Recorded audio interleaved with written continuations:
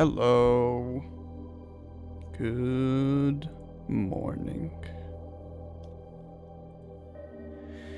I'm so excited to be playing the greatest Souls game ever made. Nah, I actually don't hate it. I don't think it's the best, but I'm definitely not a DS2 absolute hater. Good morning, Rivy. Good morning, Minnie. How's everybody's Tuesday going? I think today, just gonna aim for 4-hour stream, but we'll see.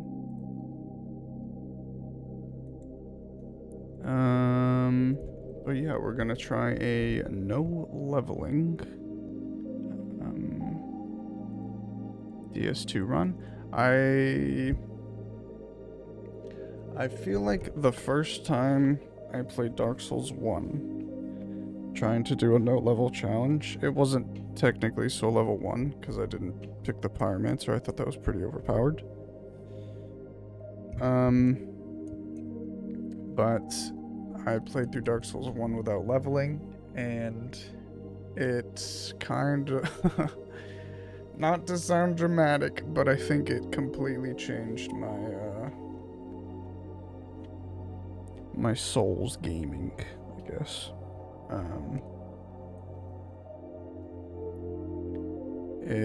I think that's what really. I mean, I was into Souls games. I played Demon Souls. I played Dark Souls 1, but that was my first ever challenge that I did in a Souls game, and I haven't done no leveling in any other Souls game since.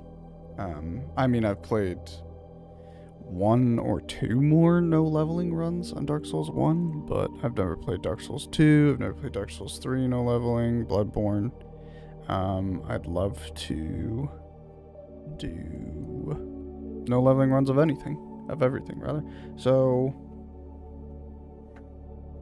that's why I'm starting with DS2 because I think this runs at 60 FPS on PS4. We're playing on PS4 today.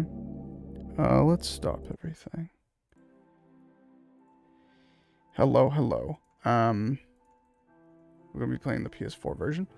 I believe this runs at 60 FPS and it's on console, so I can stream it well and, do local recordings and everything. So, this is my preference here. Dark Souls 3, I still want to play. I probably won't do that soon, because I think it runs 30 FPS on PS4, it is what it is, but someday we'll get around to Bloodborne and Dark Souls 3 and unfortunately Elden Ring someday. But for now, we're just doing Dark Souls 2. Should I adjust this? I'll leave it on. I'm gonna try and point out all of the fun things that DS2 added. Sure, I'll complain about stuff. There's a lot of stuff I really dislike about this game, but there's a lot of things that sort of originated in this. Hey Queen, hey King. ER. Not excited. I think I might potentially enjoy Elden Ring if I do no leveling, because that would be compelling enough for me to push for me to motivate myself to play through that. But yeah, I'm pretty sure this is the first FromSoft game, at least Souls game, that had the UI thing where I don't know specifically how this system works, but I always like a minimal UI, and I hate the HUD in Souls games. Everybody likes the big, well, not everybody, but people who comment on it, in my experience, really like the big health bar, going across the entire screen. I hate it. So I'm gonna do hide automatically, which should, if my stamina and health are full, get rid of it. And if I'm not using items, I don't know how it works. Maybe if you're in combat or if you're attacking, all of your display shows up, but either way. I'm gonna adjust camera sensitivity in game probably. Let's not do this. Automatically target an enemy when attacking close range with no lock. I'm gonna turn that off. And we'll see how that works. Jump controls. Revolutionary at the time. Still awkward controls, but not even Bloodborne has this. I'm gonna leave all the sounds the same. What am I at, by the way? I'm at -20. This seems a bit quiet. I'm gonna bump it up. I know the beginning is pretty loud, but we're gonna put this at just a little bit louder.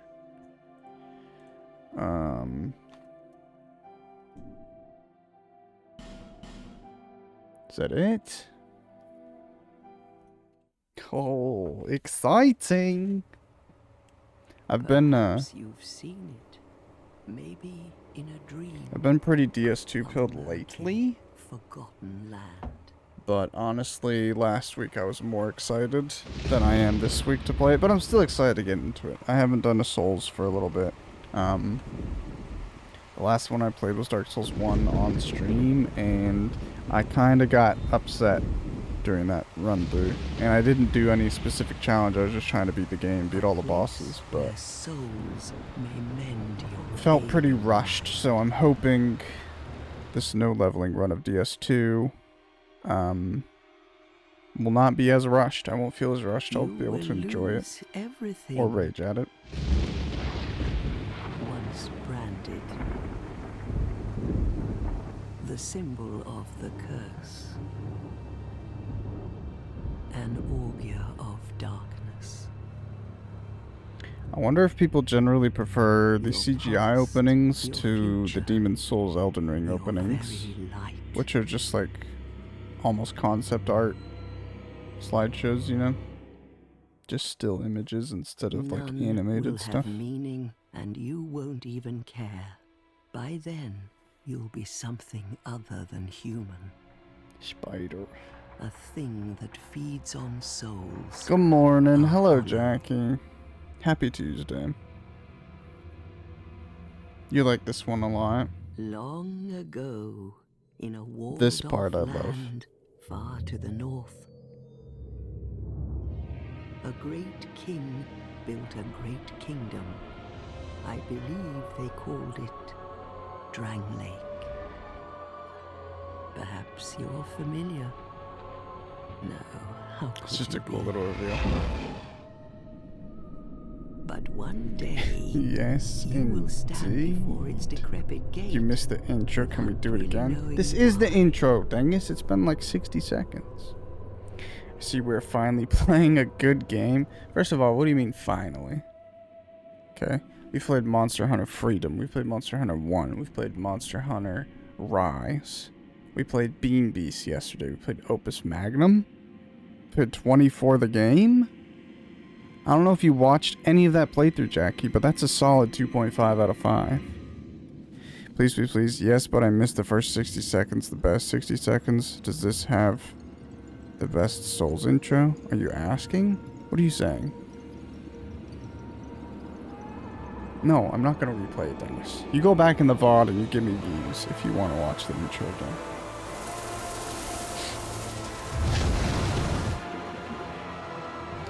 I did think this was very interesting, but I don't know how any of this correlates to anything. I thought this might be something in the world.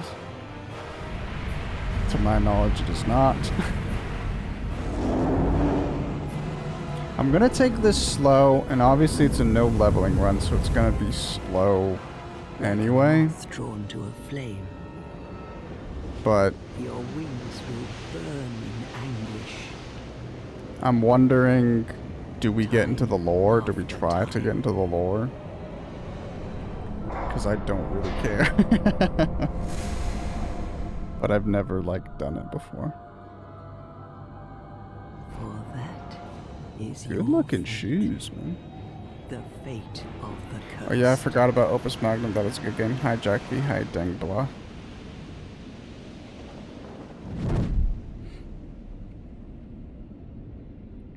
Best intro, best. Good.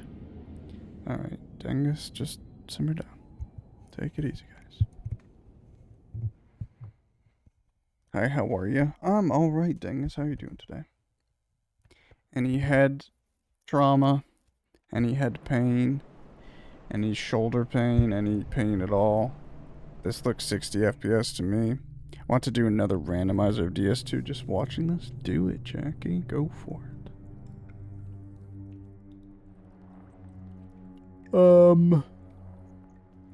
I was never a fan of this pre-character creation bit.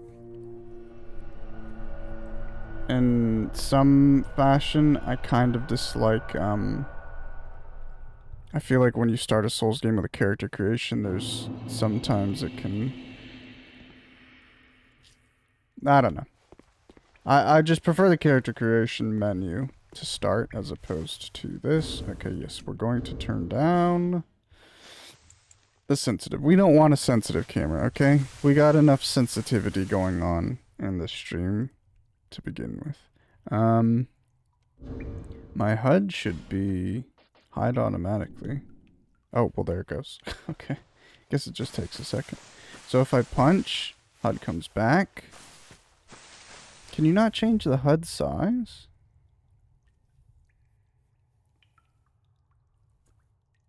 How long does it... Okay, it takes a second. Does it ever fully go away? Oh, that's weird. So if you open up the menu, it just goes away. No recent head drama, but I might have had the umbilical cord wrapped around my neck during birth. I hope I didn't make you smile. I'm okay, still a little sickies.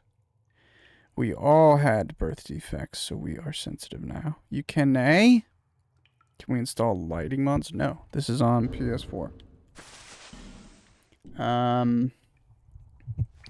Let us...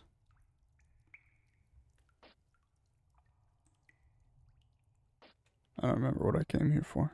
Oh, a HUD size? I guess it's not in here. I believe they added that in DS1 Remastered.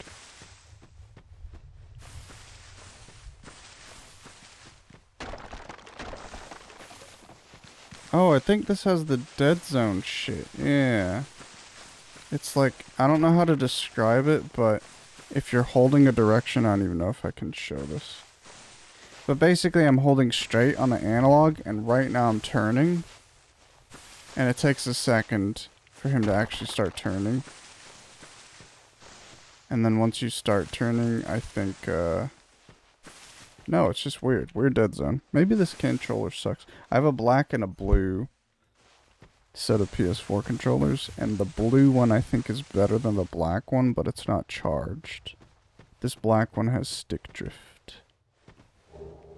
A rusted coin.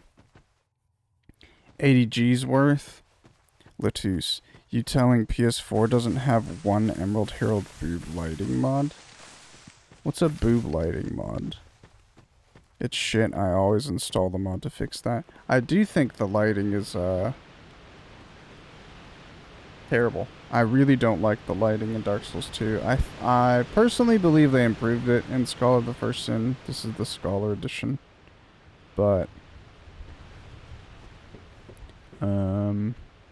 yeah. I guess we'll go ahead. No, I'm gonna kill that guy, so I'll go there in a second when I pick up my dagger. And then we'll explore that a little bit. Oh, is this not Scholar? I just said it's Scholar. It's Scholar the First Sin on PS4. Because I want to play consoles. I want to stream from consoles. I don't want to stream PC. Even though this game runs pretty well on PC, I just don't want to fuck with it. Look at the game title, Jack Beam. I always install the mod to fix that. To fix the Emerald Herald boob lighting. The thing is, if you guys have heard of the from Soft Serve guy, he has like lighting mods going on for every FromSoft game. I think he's only released Dark Souls 1, but I think he's been working on Dark Souls 2 pretty consistently recently. And I like what he's doing for the most part, but also he enjoys the original lighting. I don't know how to describe it. I don't want to like speak and misrepresent what he's saying, but he's doing something What is your different name? than most DS2 lighting mods do. And for me, at the end of the day, I just want, I want the original Dark Souls 2 gameplay demo lighting, where everything is dark and just dark and lit well, but also dark. You know your own name. Here's your reward for sharing. It's a human effigy.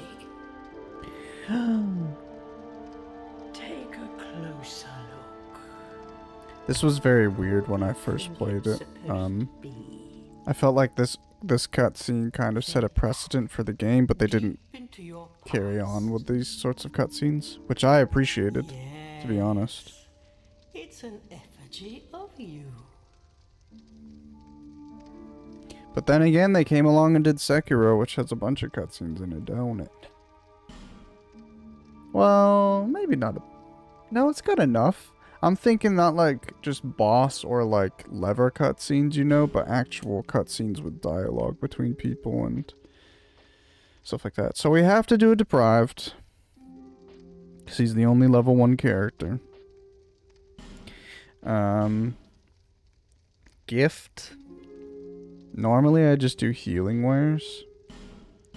This was my first point of bother for this game. I definitely didn't hate this game when I first played through it.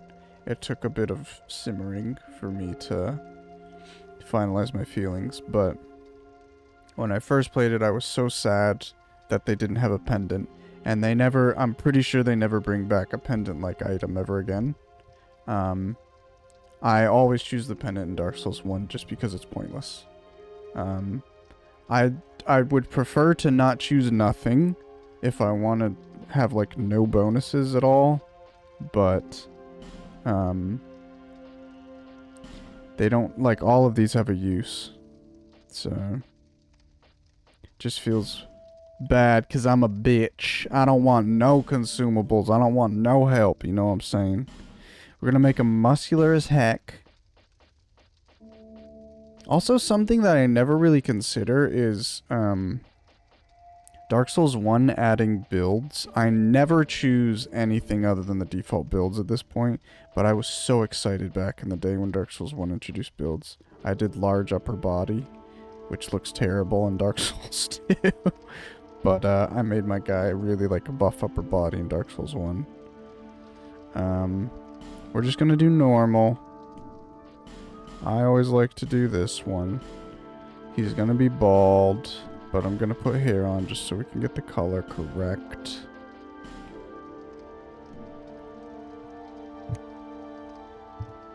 To fix the dead zone? Oh, no, I don't like installing titty mods. Why not?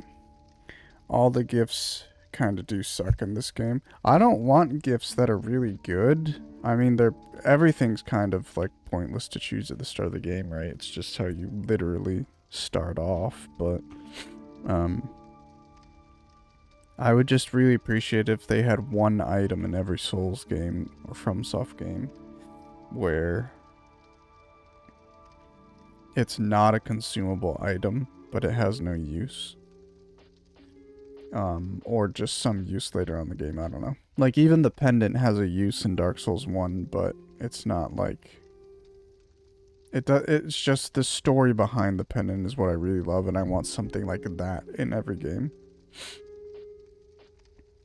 Unfortunately, it is not the case. Eyebrow.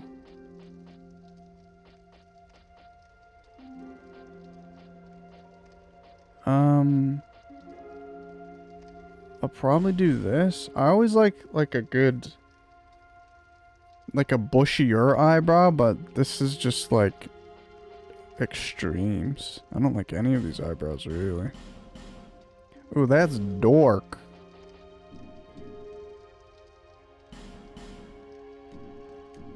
Maybe we don't make him bald. Maybe we make like an actual interesting looking character. They added beards in this game.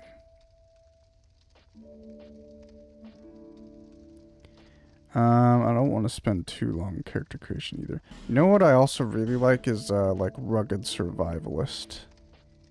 I always like that kind of style.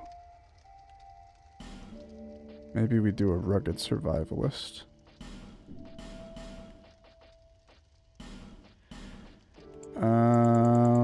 Blue eyes, but we want it to be a little bit bright. Fuck it, I lied. We're just gonna do all of my standard stuff, which is yellow eyes, yellowy orange gold. I'm gonna start with this hair color, but I would like to have like a good red. Eyebrow, red. Hair color, red. Okay, okay. Why is the beard like significantly darker?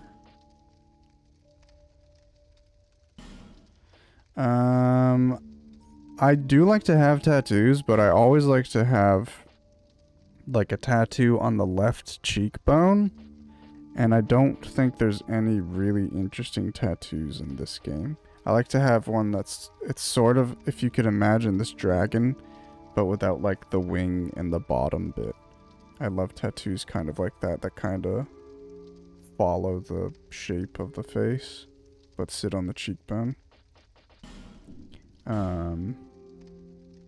Alas, it was not meant to be. Also, did they ever have body tattoos in Dark Souls? We need more body tattoos in games. That's why I don't like the ad thing. Ad starts in 3 minutes, by the way. Or 2.5 minutes.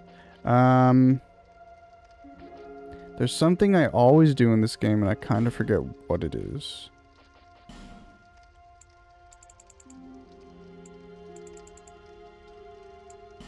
I think I make his mouth smaller.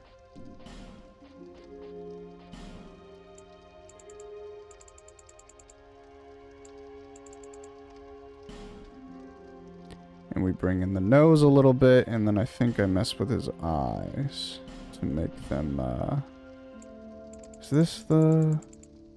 Yeah. So I put them out, and then I do, less spacing. And there you have it. This is basically the exact face that I've used every time I've ever played Dark Souls 2. You're looking a bit like, I don't know what the expression is on the mouth. There you go. Bring it down just a little bit. I think I like these eyebrows.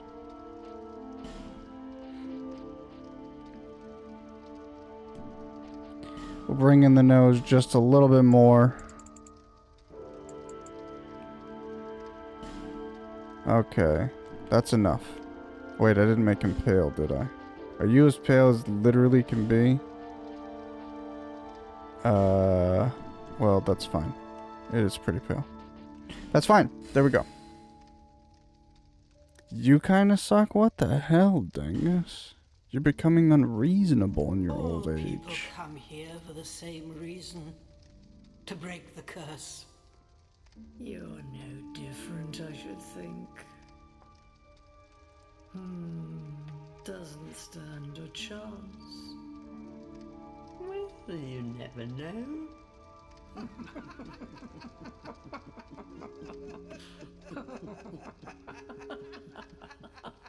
Oh my gosh. Mod abuse? On Dangus of all people? Hey Dangus, the ad starts in 15 seconds, so I'm gonna start a conversation with you.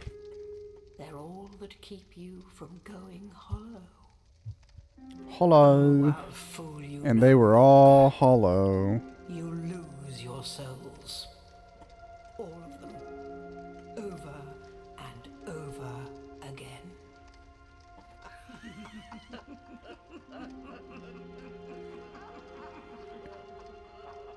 I don't particularly like this intro bit, but it's still kind of cozy. I think this game has just become cozy for me. We'll see if that endures. I just thought about the final DLC and I hate that, so that won't be cozy. I actually am not a fan of the DLCs at all. That's one of my, I don't think it's a hot take, but whenever people have generic conversations about Dark Souls 2, they're like, oh, it's a shit game, but the DLC is like saved it, made it good. And I'm like, I think the DLC's some of the weakest parts of this game. Hello. This is a limbo. A link between Drangleic and the outer world. Fair traveller, I know that you must have a story. Why else would you visit such a place? This lost, decayed kingdom. I'm gonna bump up voice volume. I think this music is pretty loud.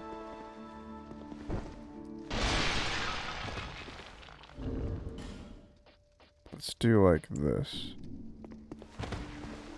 That seems alright, eh? My name is Millibeth. Oh, that's better. The old women were once fire keepers. I am here to look after them. It is what my mother did, and her mother before her, and so on. The old women were keepers of the fire. But now, the fire shows signs of fading. And the kingdom is beset by hollows.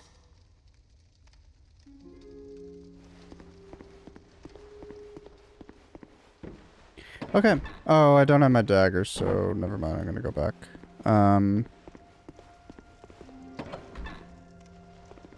Yeah. I kind of, I feel like all the changes they made in Scholar are mostly awkward, if I'm completely honest. Like, they basically made it so you can't do this starting area all at once. You have to come back after you get some fragrant branches. I thought that was kind of awkward. I feel like in some places they made like enemy placement more lore accurate. It's either that and or all of the enemy placement changes are less lore accurate, which I'm actually thinking it maybe is the second part of that.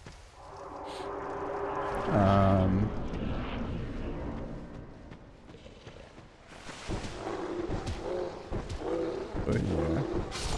I like that they added a lot of New Game Plus stuff into New Game. Like gear and some enemies that only show up in New Game Plus.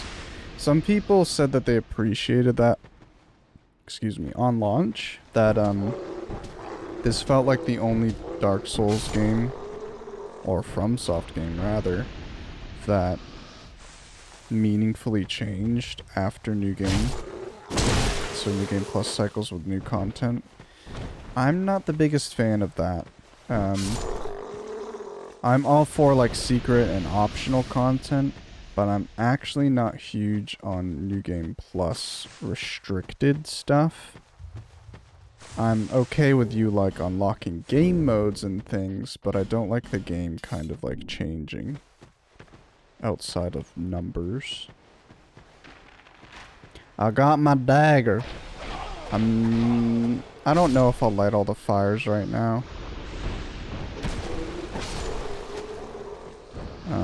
Because you can't light all of them, but I think I'll just hold off, and we'll do that later when I get a branch, and we'll come back. We'll come back and we'll light everything at once.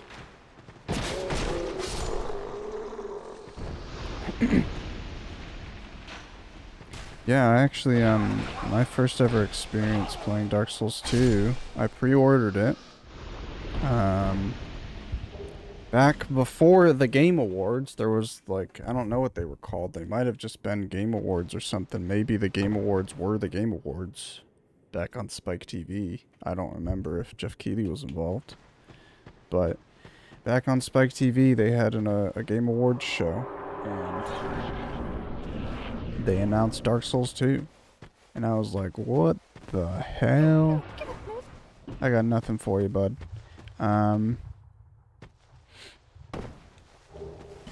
Yeah.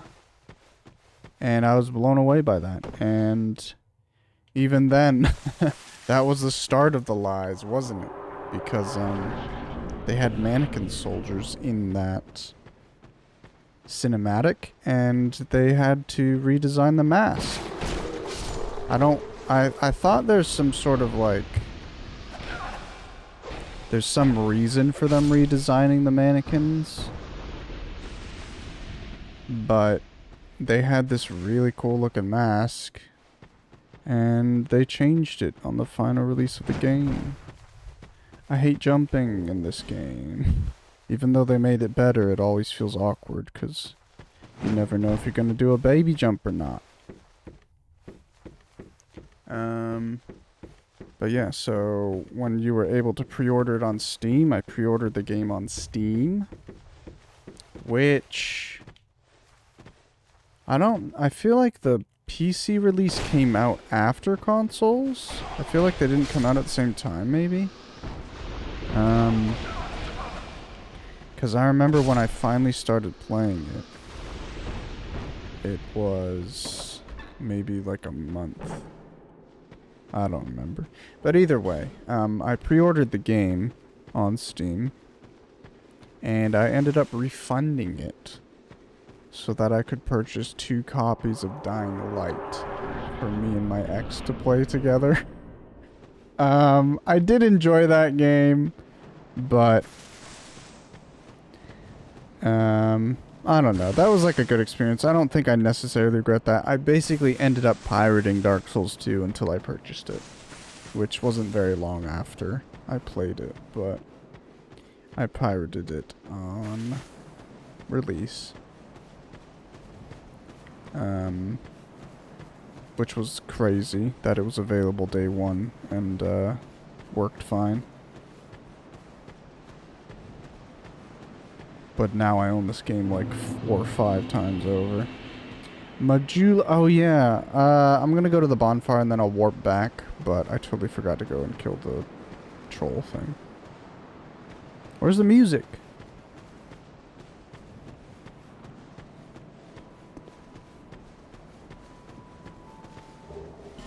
Divine blessing. I will never use you, child.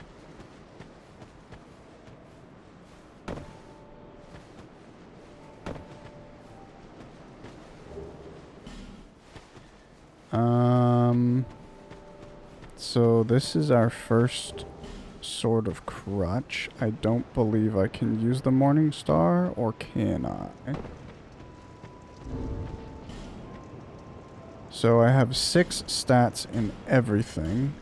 And what's really interesting, no, I cannot use this. What's interesting about Dark Souls 2, it's different in just all sorts of ways from every other FromSoft Souls, but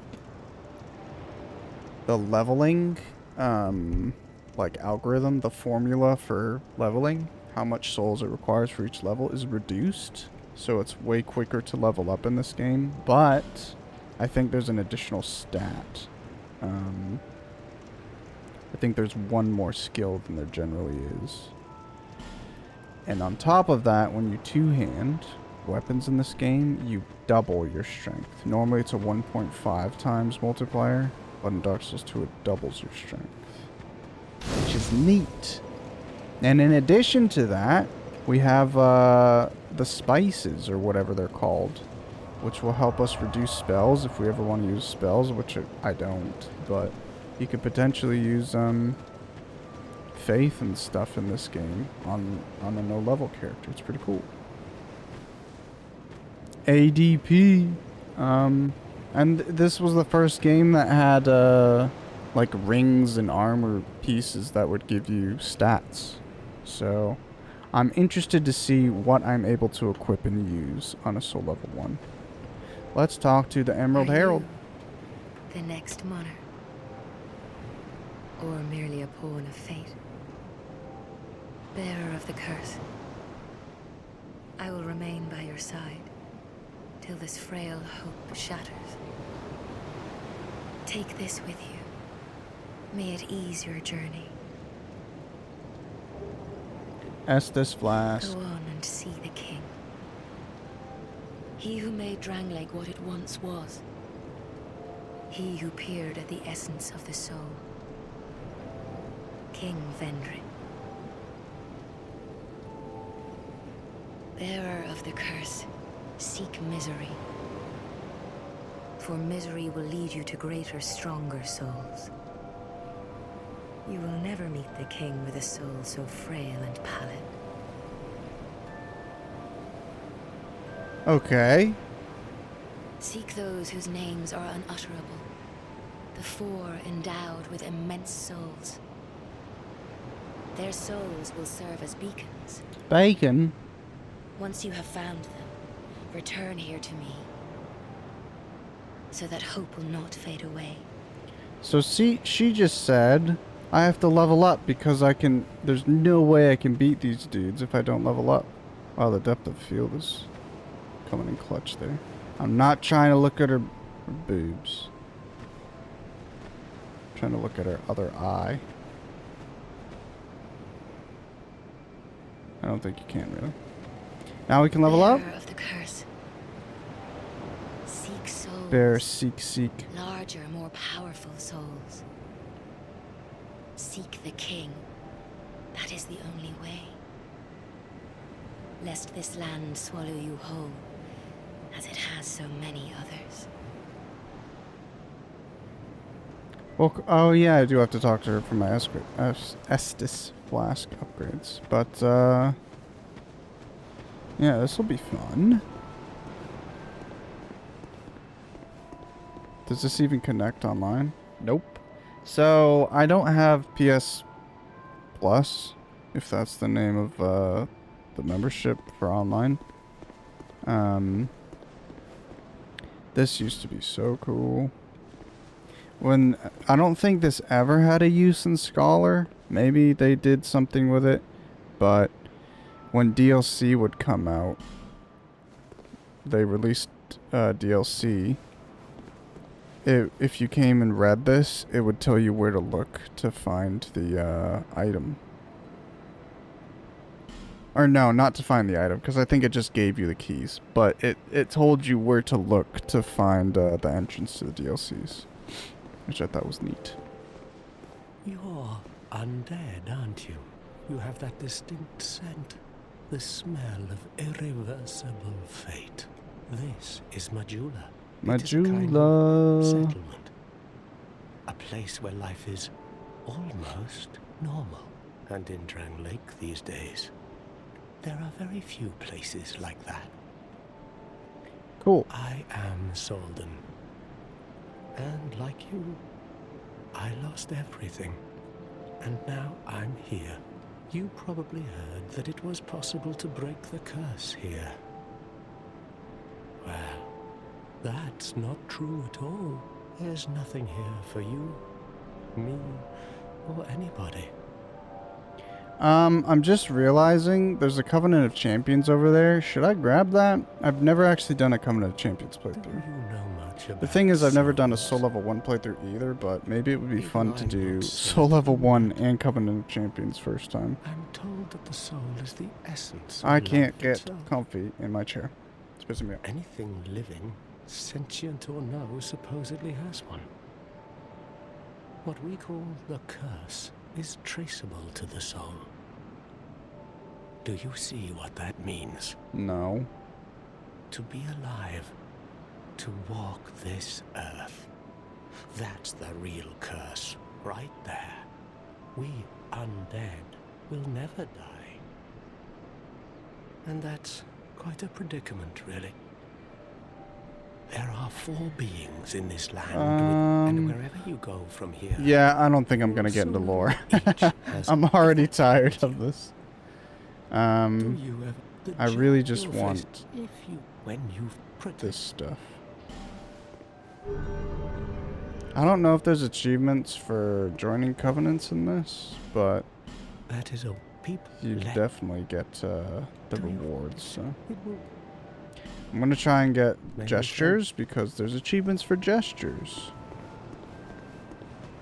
And we got a ring, which I think is just increases our health a little bit.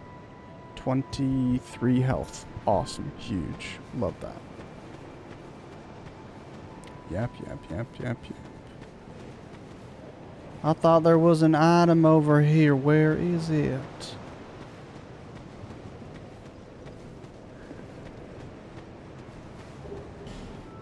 I'll try to not skip through other people's dialogue, but I really hate Salden's voice actor. Who are you? Just makes me feel so uncomfortable. Oh, it doesn't matter. Just help me open this door.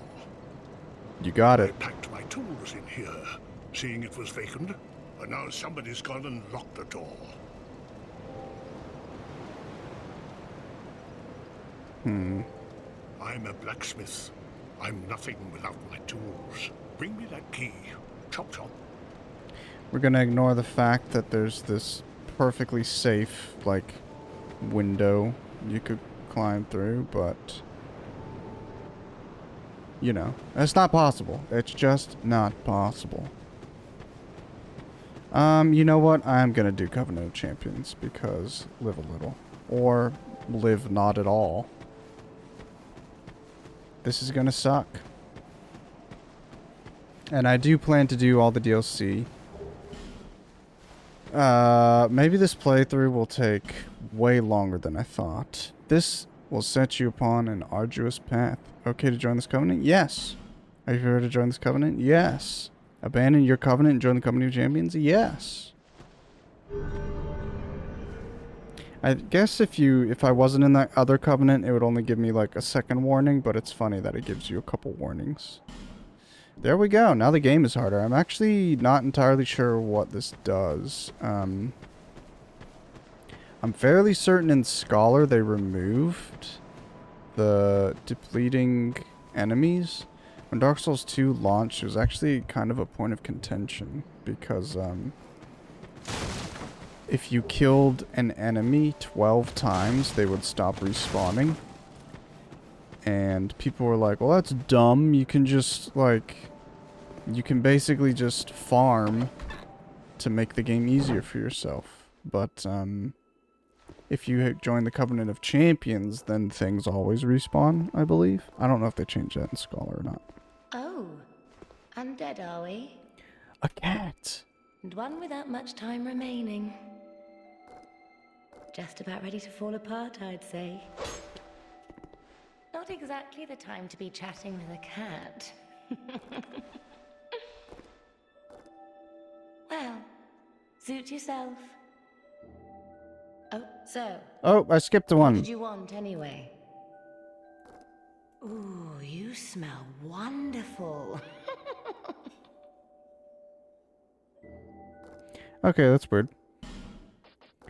I will like to buy all of her rings someday, but not Nothing right now. suited you, I presume? Well, that's dismaying. Ooh.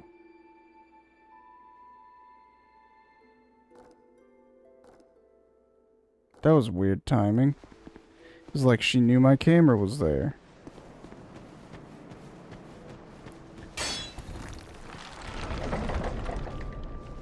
Estus Shard. I think if you kill those pigs enough times, they turn into big pigs. Which I don't know why you'd want to do that. They could probably kill me right now. The problem is I think they follow me everywhere, so... I probably shouldn't go into the shop.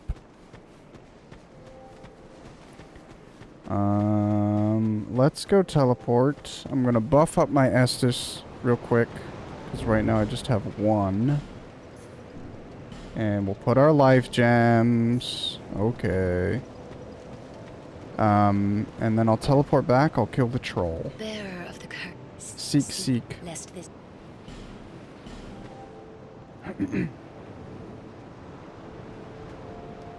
I'm really curious what weapons we're gonna have access to, because right now I'm stuck with a stagger, and that's not gonna be fun. Can I use bonfire? Cool.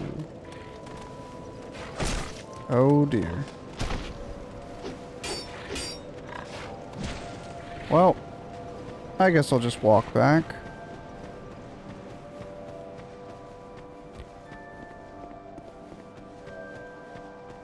I wonder if there's... I'm sure there's,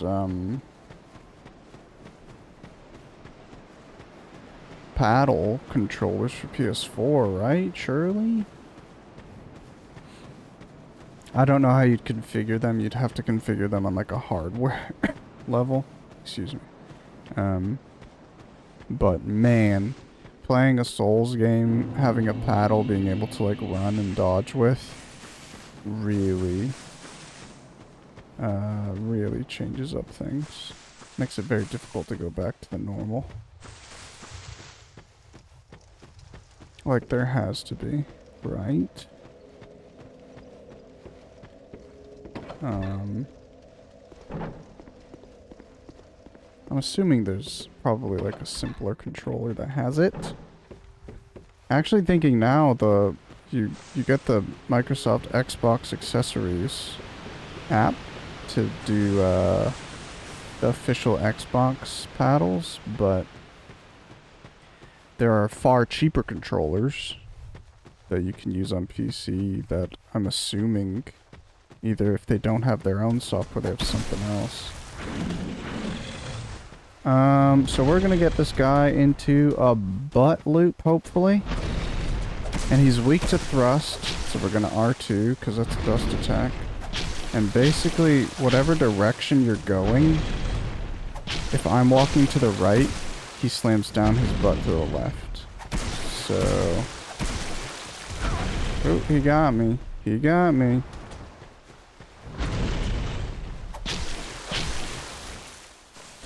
And if I go to the left, he goes to the right.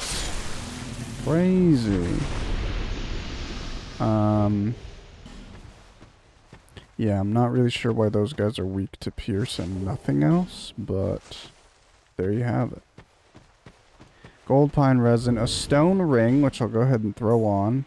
That the beloved ring of the gallant shieldless Lothian, formerly of Parasa. Hits greatly reduce enemy poise. Increases our poise damage. I always just throw it on because I have it, but I don't even know how useful it is. In all honesty. Small, smooth, and silky stone. Okay, that's basically all we can do in Betwixt at the moment, so let's get out of here. I could light all the fires, but again, I'm just going to wait until I have access to all the bonfires, and then I'll light them all. Let's go back to the jeweler. I really want to paddle for Sprint and Sekiro. I don't remember if I ever practiced with a paddle in my Shura, but I'm pretty certain when I finally did my run that I submitted, it was not using a paddle. Alright, let's go to the forest. Actually, let's go to the shop. We'll talk to the shop guy, introduce ourselves, and then we'll go introduce ourselves to Benhart, and then we'll go to the forest. Hello. Hello there. Welcome to my shop. I'm Morlin, and well, I sell armor. Oh, sorry, Please do have a look at my wares. I could really use the business. If you'd be so kind. What are the chances I can use these shields one-handed? 0% chance. I'm not gonna buy anything at this moment. I do hope I see you again. But hopefully in the future. I hope I see you too, Marlon. Yeah, not need, but there is a few areas I wish I could move cam and sprint. I just don't like clawing. Yeah, I hate clawing. Again, it's such a weird thing for me because I've never liked clawing. It's never felt comfortable, but it's just like my mind naturally did that, you know? I didn't think about how can I play this game and you know, do this segment while using the camera. I just was running, and then I realized I wanted to move the camera, and then I ended up clawing. And it wasn't Dark Souls 2 that I started doing the claw grip, but, there was something else I was playing. I think it was 24, maybe? Or maybe it was Monster Hunter. Yeah, it is Monster Hunter. It's basically everything requires a claw grip, and it's like... or most games benefit from you claw gripping, which I hate. But, it's just like, what's the alternative? If you don't claw grip, you just don't move the camera then. It bothers me. Slowest door ever. So they introduced a lot of stuff like this in Dark Souls 2. And it's all loading times. I wish, it's interesting because the first time I played The Witcher 2 Assassins of Kings, it was on Xbox 360. It was an Xbox 360 port, which was insanity. Because that game could barely run on, like, average PCs at the time. And in the Xbox 360 port, they cut up the areas a lot. They put in doors that you had to walk through that just don't exist in the PC version. And that makes me wonder if you went ahead and made this version of the game for PS4 and you re-released it and you charged for it on PC and stuff like that, could you not then have reduced some of, like, these loading segments? These random ass doors? I know it would have been maybe more effort, but it's like they don't need to exist anymore, you know? Oh! Almost got hit. I'm pretty sure this troll respawns. Am I wrong in thinking that? Because I don't really need to kill him if he respawns. But I would like to kill everything that doesn't respawn. Ad in 2 minutes. That means Habibi in 2 minutes.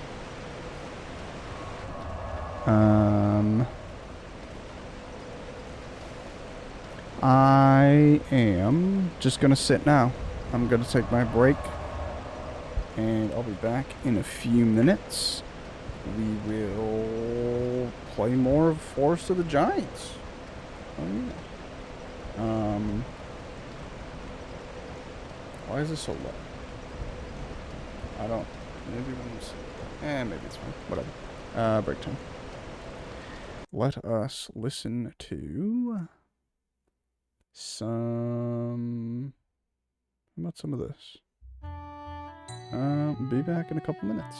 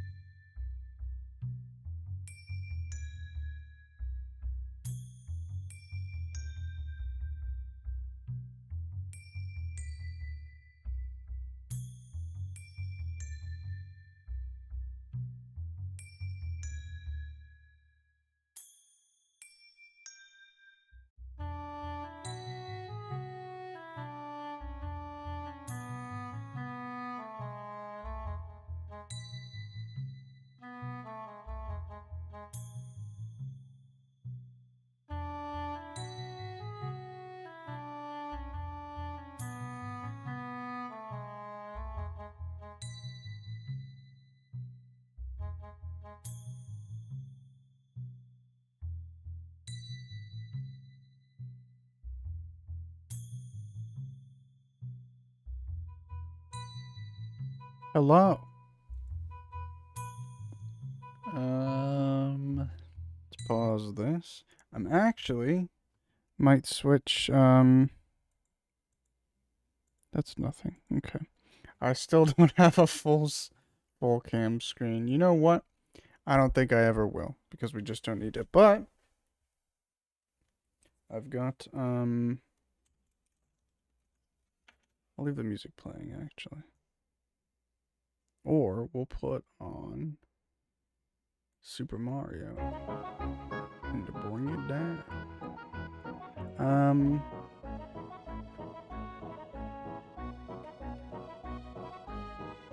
I've got more One Piece Labubu's. They every time I order them, they're not completely out of stock, but they have been going out of stock. But the last time I was talking about it, I went and checked and they still had more, so I've gone ahead and I ordered some more. I'm actually gonna check right now. Let's see what happens after I open them. But they're very potentially still in stock. They are. And it looks like there's a ton of them in stock too. Huge. I definitely, back when I started buying them, it wasn't really an option, but now you can buy the whole set, which still, I don't know if they're that generous for the other Pop Mart things. If you buy the whole set, they guarantee that you get every item in it, but I don't know if that's the case for these. But either way, I like the Gamba. Excuse me. And so yeah, we're gonna continue buying. Excuse me again. Solo boxes. So here's the first one. Shall I put the cam down a little bit? I have to adjust it again. I don't even know how to go different ways. Oh yeah, I killed my chat on screen again. No doubles exactly. So now this is where it starts to get a little bit spooky. I've got 4. Yeah, I've got 4 Labubus. So there are 1, 2, 3, 4, 8. There's 12. There's 13, I believe. Yeah, there's 13 different ones. So be very potentially might be getting doubles from this point onwards. Seb all doubles. What the hell? No happy Tuesday for you. I actually looked up individual prices. It was just one seller, but one seller is selling multiples of all of these opened figures. And I always forget this comes off. And it turns out the Sabo guy is one of the like cheapest ones. One of the like I guess common things. Maybe. He's just very low value, which is unfortunate.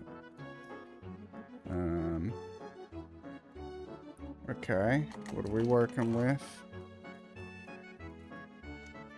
There's the bag. They did have the wanted thing, but I didn't see anything of it, luckily. Here's the first one. I'm gonna look on screen, I'm not gonna look on person. Okay. Tony Chopper. Give him a sniff. Oh, I love the smell of plastic. This is literally like... This plastic smells like, little Pokemon figures from back in the day. So this is, like, incredibly nostalgic right now. But that's nice. First pull is a new one. Again, I like to keep all of their garbage. I don't know why. But I like to just have all their garbage still in here.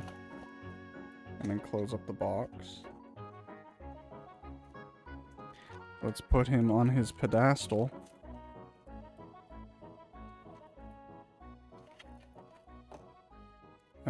does this work?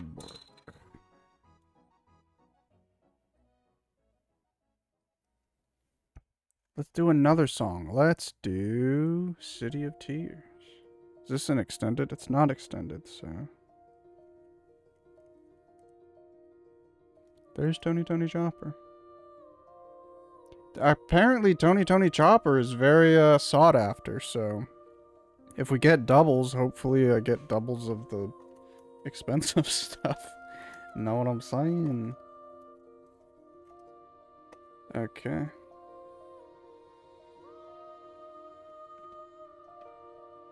I will organize all of them later on. Let's go to our second poll.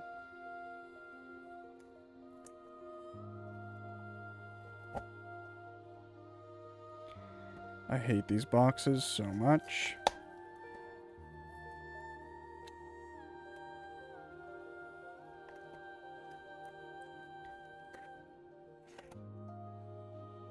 Okay. There's a lot in this box that I could potentially spoil myself with. Okay. Got him out. Good. Okay, this is very clearly a smaller bag. So, it's not another Tony Chopper. Let's see what it is. Oh! It's Law! This is Trafalgar Law. Trafalgar Law is my favorite One Piece character. He is both a Devil Fruit user and a swordsman. And I like him immensely. That's awesome. I was careful about not, obviously some of them have accessories.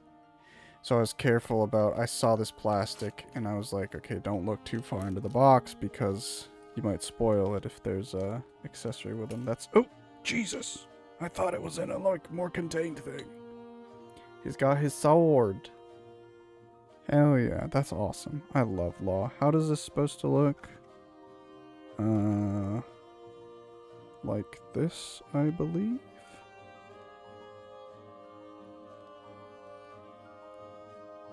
Hell yeah, I can't believe I got Law. Awesome. That's happy. Happy vibes.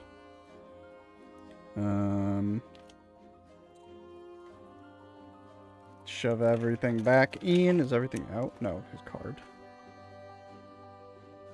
Man, 3 billion berries. I think that's equivalent to Luffy's bounty as well.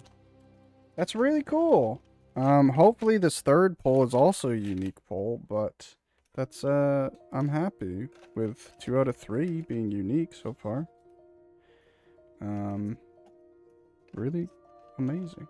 I feel like the next batch, if I order 3, is not going to be that lucky, but we'll see. Oh man, I can't believe I got Law. This is basically, if I got Trafalgar Law, I wouldn't have bought any more for the rest of the year. But, that didn't happen, so now I'm buying a bunch. Cool. Let's close this on up. Wait, how do we close this up?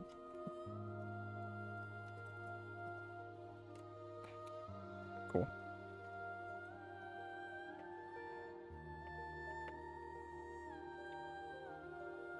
I guess I would like to have the headphones in so I can hear the music, but we'll go with it. Also, I think it repeated. So, can I queue up music? Probably not. I'll just do this one though. It's long. Alright, here's the third box. Please be third unique poll. That would be amazing.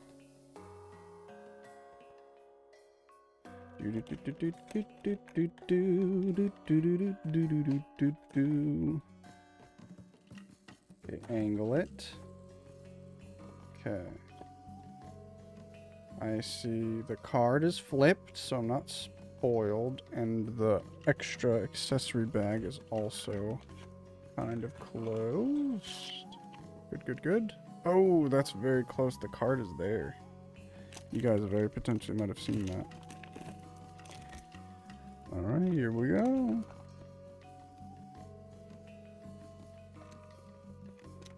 No! Fuck.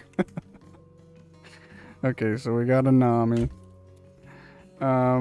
She was the first poll. So now what I'm gonna do, I'm just gonna leave everything in there. In the bag. Oh, you know what? No, I don't care. I don't care that she's taken out. I don't think that's a big issue. If she's, like, taken out of the bag. But, I'm gonna leave all the garbage in there. And the card. And I will have to get rid of her.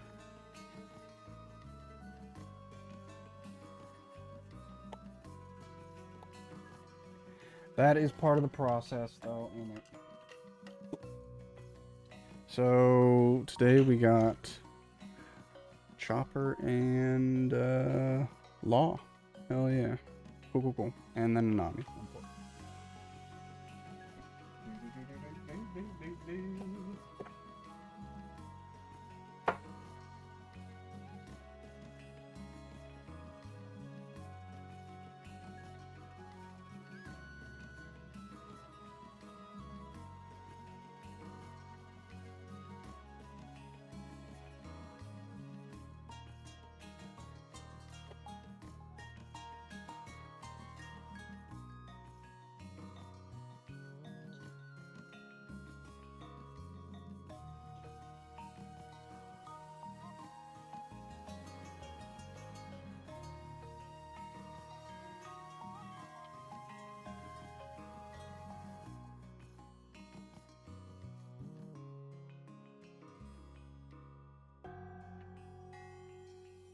Cool, cool, cool. So we're about halfway there.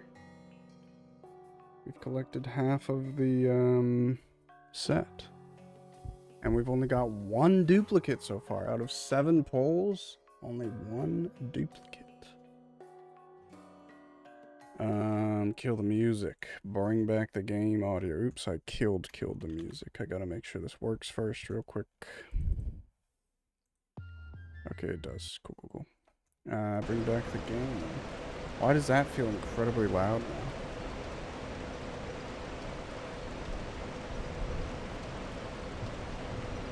Exciting! Oh, I'm not using PC. Oh yeah, that's fun. I'm happy I have Law, finally.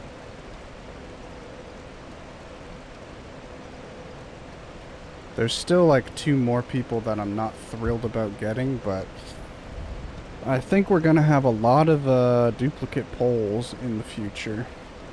Unfortunately for me. Okay. So we're in Forest of Fallen Giants. I honestly like to fight Punisher. I like to fight Pursuer when you first encounter him. But I'm actually not going to do that. I'm not going to kill him in this run. Normally I like to, I think he's weaker to strike damage. So like maces. And you get a Morning Star. And then obviously just the straight up mace is like one of the most powerful weapons in this game. But you start off with a Morning Star for free in Majula.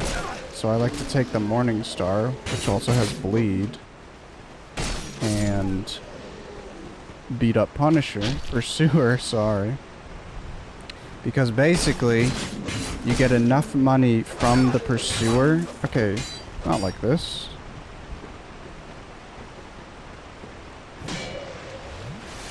Slowest animation.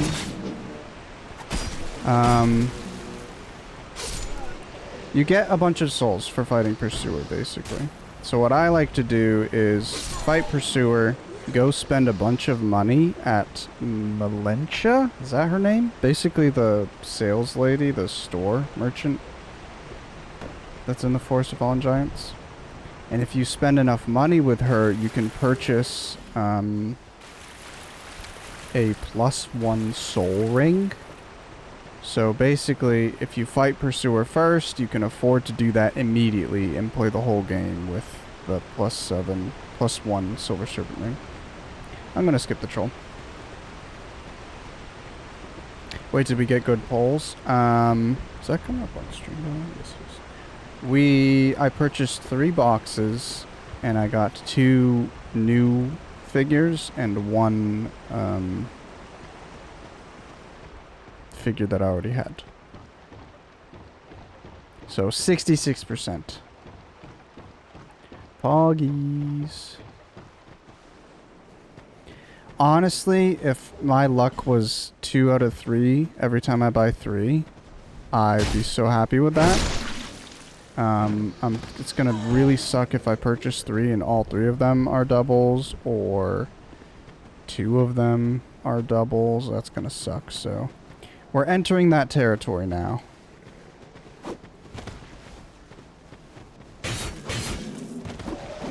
Oh dear, everybody's awake. Everybody's awake. Okay, what the hell was that? The thing I really dislike about,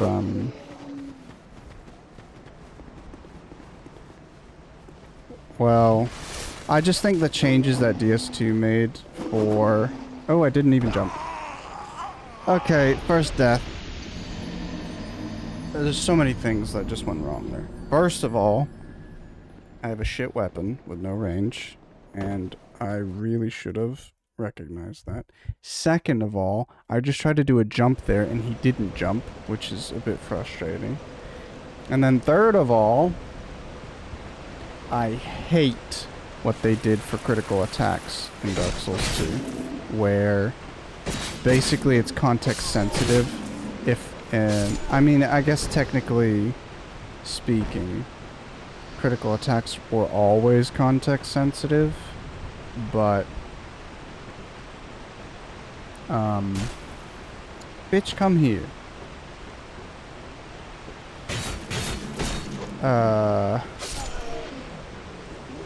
Yeah, critical attacks like backstabs were always context sensitive, but in this game, obviously, if like you can do multiple critical attacks from the front, and then from the back is its own set of stuff. The tracking is insane.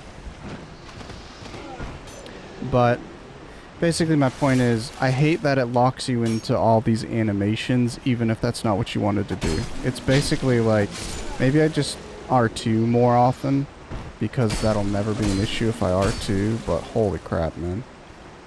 I really am not a fan of the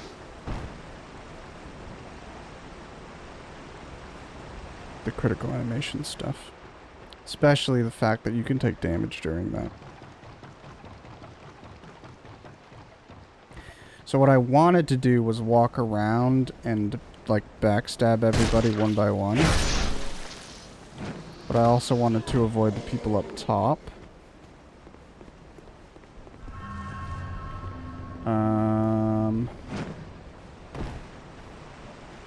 What is this? Soul and throwing knives. I'll go ahead and put on the throwing knives, why not?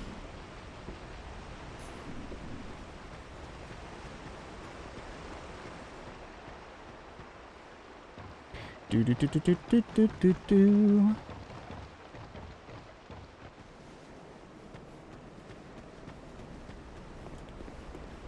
Gonna clear up top first. I might be able to use a short sword, but I'm not sure. Jesus, that does way too much damage. What the hell? He just hit me with his foot on a ladder. For sure that does not do that much.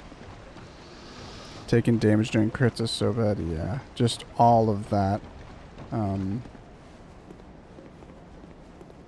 Like, regardless of how you think it would feel in a game, if it's more immersive, whatever you want to call it, if it feels more natural, which I would argue it doesn't. I don't know if that's the argument. I'm just trying to think of what people might say. But it just feels like the move it feels like another design choice that was inspired by you guys wanted a difficult game, right?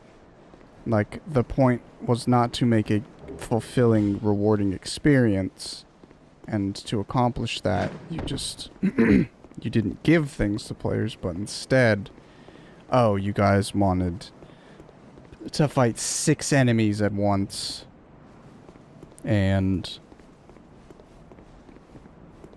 making all of, like, key animations, like opening doors, opening chests and stuff, critical attacks, being able to damage players during that. It's just annoying. It is just annoying. Can't even fully crit him. Oh, it did fully crit him. What the hell just happened? Does it do a 2-hit? Let's see what happens.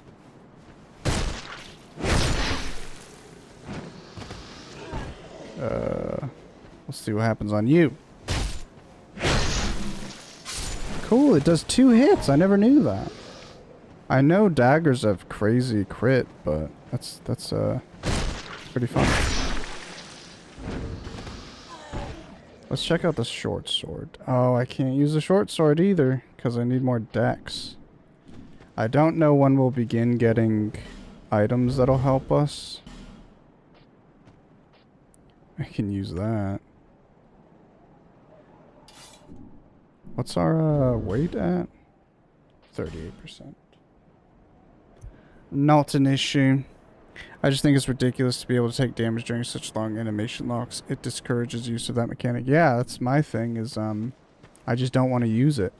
And it's already not like right now it's pretty helpful for this specific section. But it's not like doing the critical hits is always like the best thing for you to do, you know? Because I would see critical hits as, okay, it gives me a second to breathe, but it literally doesn't. And especially it would be useful in a gank situation, because you can avoid taking damage while simultaneously taking out somebody in the gank. But it's just not how it works. Let's take out you.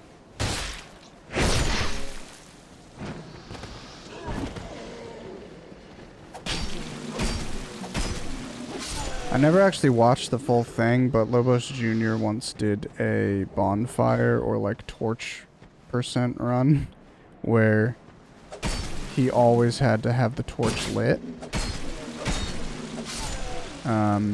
So and I think an additional rule was he had to light all torches, all like these braziers. I always thought that was a cool idea. I liked a lot of the things they did in this game, but again, torches, like that, it's such a depressing mechanic because the whole game, I think, was supposed to be so much darker and actually make use out of torches and stuff like that, you know? Out of light and dark. Okay.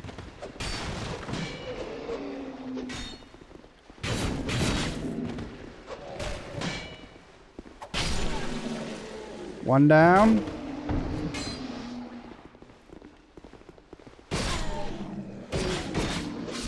Huge. Papa Jemmy. I'm gonna switch off of this though. The broken sword's gonna break pretty easy, but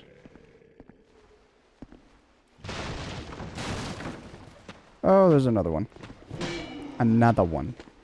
Oh, there's a couple. I don't even think this is necessarily stronger than the dagger. It's just more usable moveset. I don't know if they'll follow me all the way out here. Does not seem to be the case. Oh yeah, I forgot. I'm playing this on, what's that thing called? Ad starts in 2 minutes.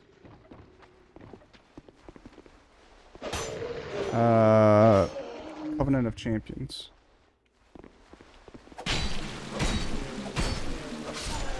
So I think the game is just more difficult as well.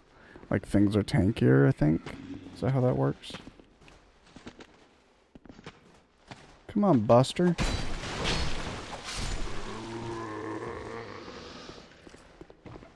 I would really appreciate it if I don't have to swap between the dagger and the broken sword through this entire run.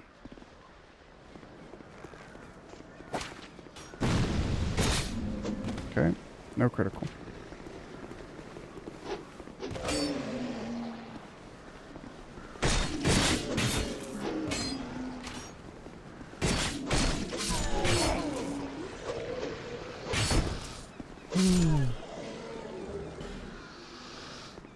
It's gonna add to how slow this run will be, but I don't like really skipping stuff.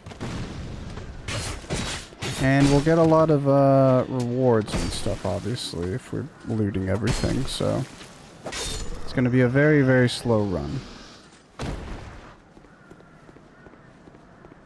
We're not really in a huge need for souls, but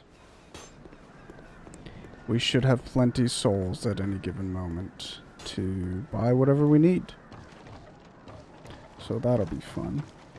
The biggest issue I see is probably going to be ADP. That is my guess.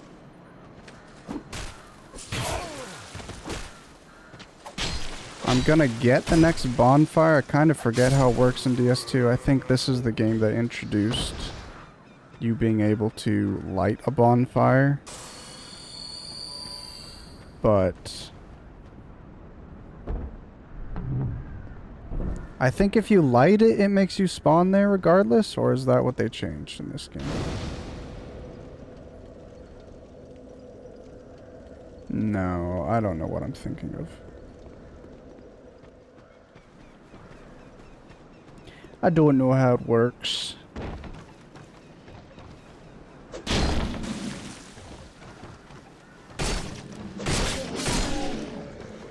Huge.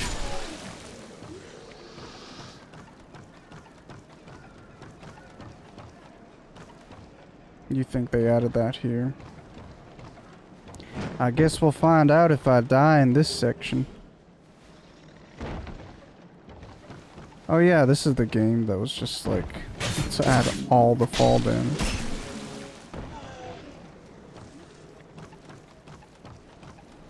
If I do this jumping correctly, I could lose a lot of health.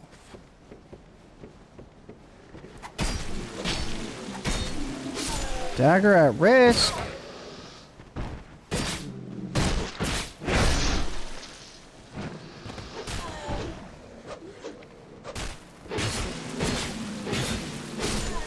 Yeah, it is weaker than the dagger.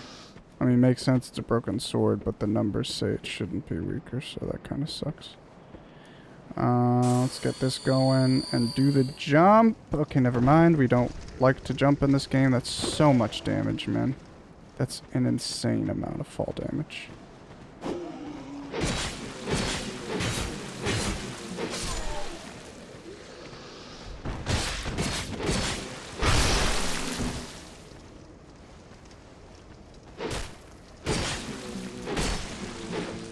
I haven't played a Souls game where you can't charge the R2 for a long time. Okay, let's try again. The jumping is really awkward in this.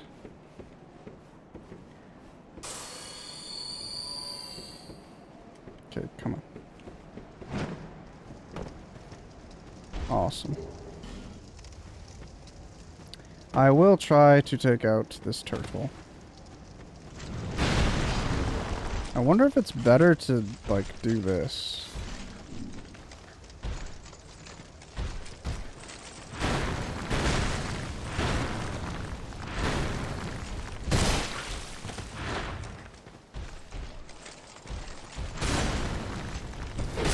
Oh my god, it is.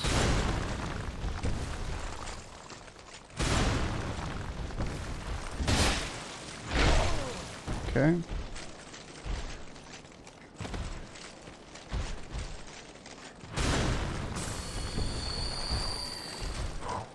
Having no ADP is really gonna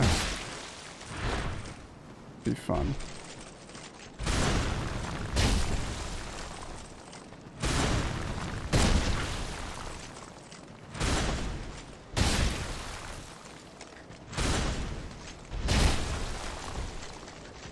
That's crazy that I'm doing significantly reduced damage with this weapon and it's still better than the broken sword.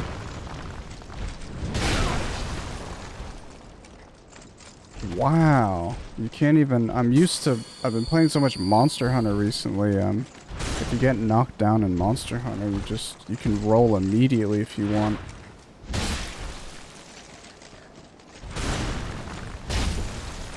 Honestly, I don't know that Dark Souls has ever been a game that lets you be invulnerable when you're knocked down, but it feels so bad when you're knocked down, when you're prone, and you can't do anything about it. I just feel like that's so disrespectful. It's not fun. It doesn't feel good. Definitely if your game is more of an action-based thing and not like just an action platformer sort of deal.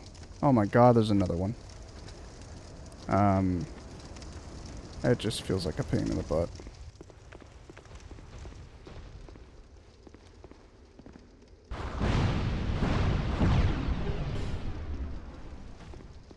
Can't open that door because he'll just hit me and damage me during the animation. Oh! Oh my god, I still got hit. I don't think I can fight that turtle then. I could take it really slowly, but I'm not gonna bother.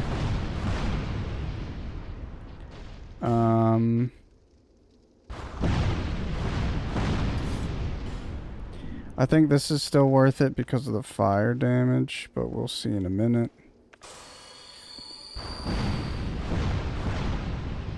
That healing is pitiful. Let's see what we're working with.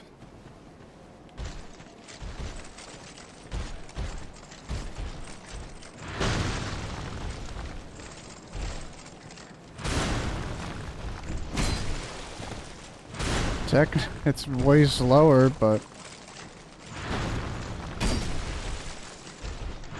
the longsword was my weapon of choice. My first ever playthrough, I realized how good the mace was, and it's not even that the mace is like a really good weapon in my opinion, it's just the fact that the overwhelming majority of enemies in this game are weak to strike, and they're not as resistant to it when they're not weak to it, you know? Whereas everything seems to be like resistant to slash and stab, which is unfortunate. Oh yeah, every weapon has the direct hit thing as well. So depending on the part of the weapon that you hit with, that you contact the enemy with, determines the damage that you do. Awesome, we did it anyway. My worry is that I'm not gonna have any viable weapons for like way too long. I literally have the dagger. That's the only thing that's really viable for me right now.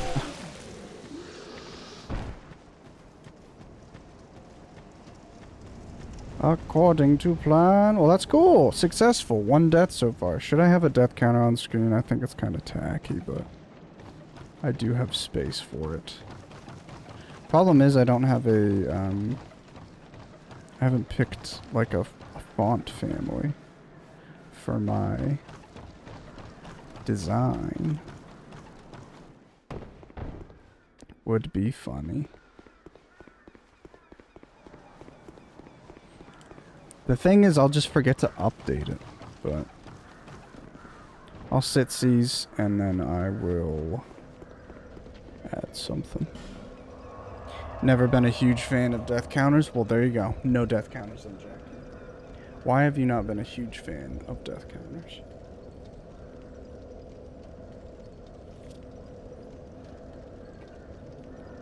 There's a lot of stuff that I prefer like if Parky's doing something, I would request that she would have.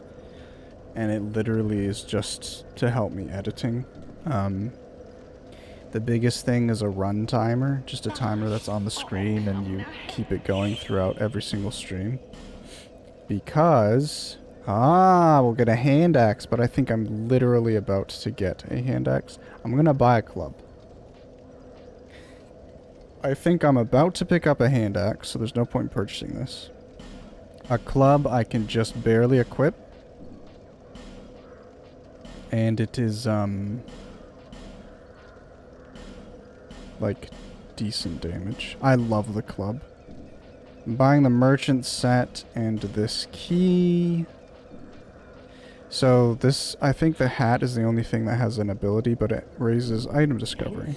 Which doesn't really matter at all, but it's also got good stats over what I have currently equipped. So let's get rid of this crap.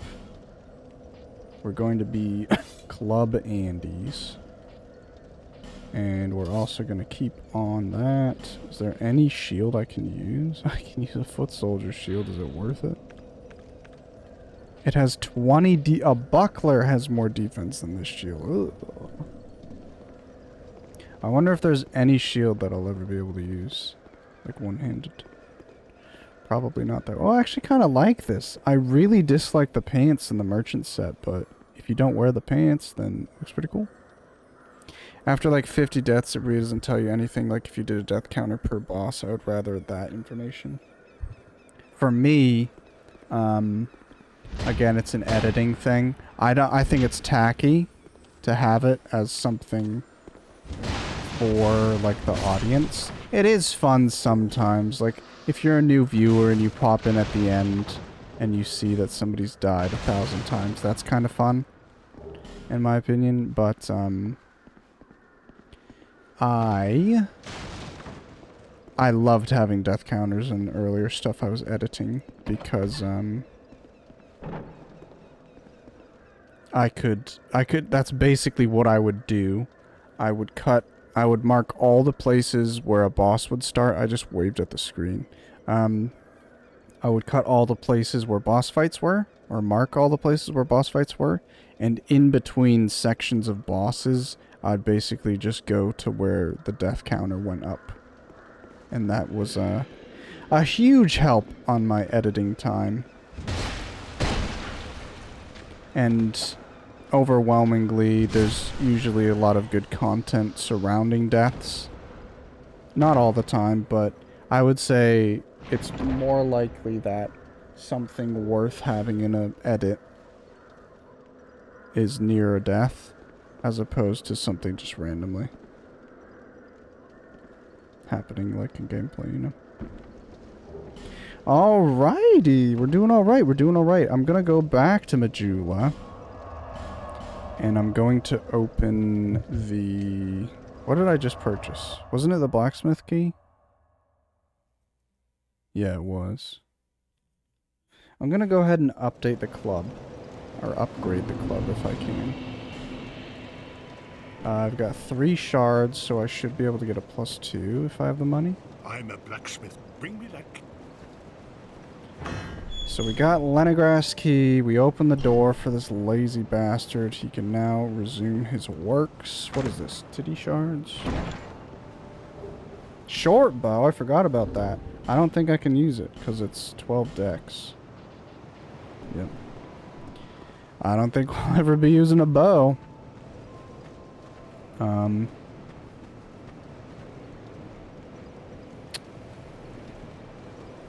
Yeah, let's go. What do you got to say? Very good. Now I can get to work. But first, let me set up. Come again later. I will say it was very fun when I started doing repeat playthroughs of this game and having 6 slots, because I felt like it was very important to have like a strike, slash, and pierce weapon. So I would start the game, I'd have a shield, a bow, and then some sort of like, probably like a faith item, whatever that's called, a catalyst. And then I would have a blunt weapon, a slashing weapon, and a piercing weapon. and I just felt like an adventurer. Was pretty fun. Do I have any shards? No, it doesn't look like it. So I'm gonna sit.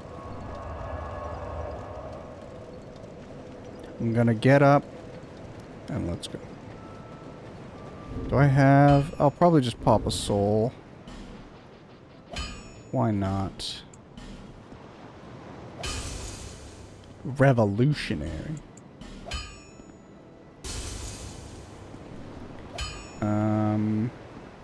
You, stand back. This is dangerous work. The name's Lenigrast. Just a simple blacksmith. And you are...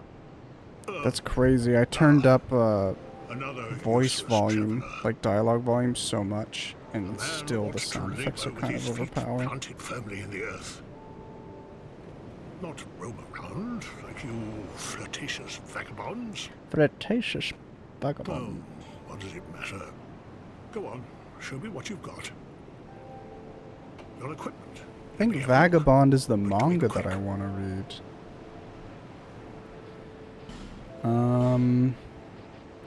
So we'll go between a hand axe or a club. I'm going to... That's crazy damage. Ooh, I don't know. Basically, my thought process is... It's more important that we focus on blunt, our strike damage, because things that are weak versus strike are not really gonna be weak against anything else. Whereas anybody who this axe would be effective against, the hammer's gonna do just fine. The damage reduction is not gonna be as strong as a slash weapon against somebody who's not weak to... I don't know what I'm saying.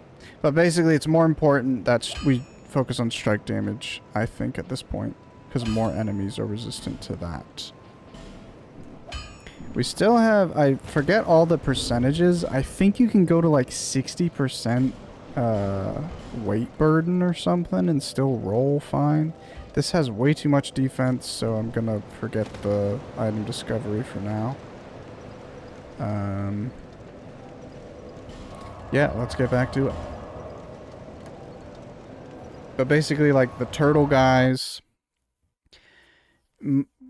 They take so little damage from slash and piercing as opposed to strike, whereas another soldier or like just generic enemy, they take pretty much the same amount of damage from every source. So the club will be more useful against more enemies, whereas the axe might be more useful against some enemies, but overwhelmingly it's not going to be as useful. Oh boy. It would have been nice if we could kill these guys in 2 hits, but... Okay, if I switch to R2, it does the job.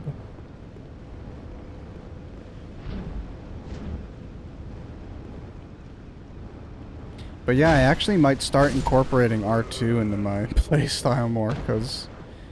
In later games, I really adore the charged R2 mechanic. Especially in Bloodborne, I'm still salty that they never brought the backstabbing from Bloodborne to another game. But the charging just feels like a way more deliberate thing, and it feels like a better use of time. And if you have a large enough opening to do a charged R2, it just feels so much better to pull off that as opposed to like R1 spam. We are going to loot this entire section. It's crazy that there's just this entire section. I never know where this guy comes from. He must be like hanging or something.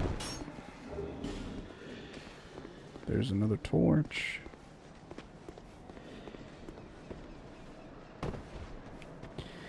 Oh, fall damage. The thing that pisses me off... Okay, I gotta stop saying it like that because there's a lot of things in Dark Souls 2 that kind of piss me off. But just the amount of chip damage that happens in this game because of all the changes to mechanics, such as fall damage triggering from 2 inches. I hate taking chip damage. Okay. Wow, that's a fun animation. That guy basically still had his shield up even though he didn't.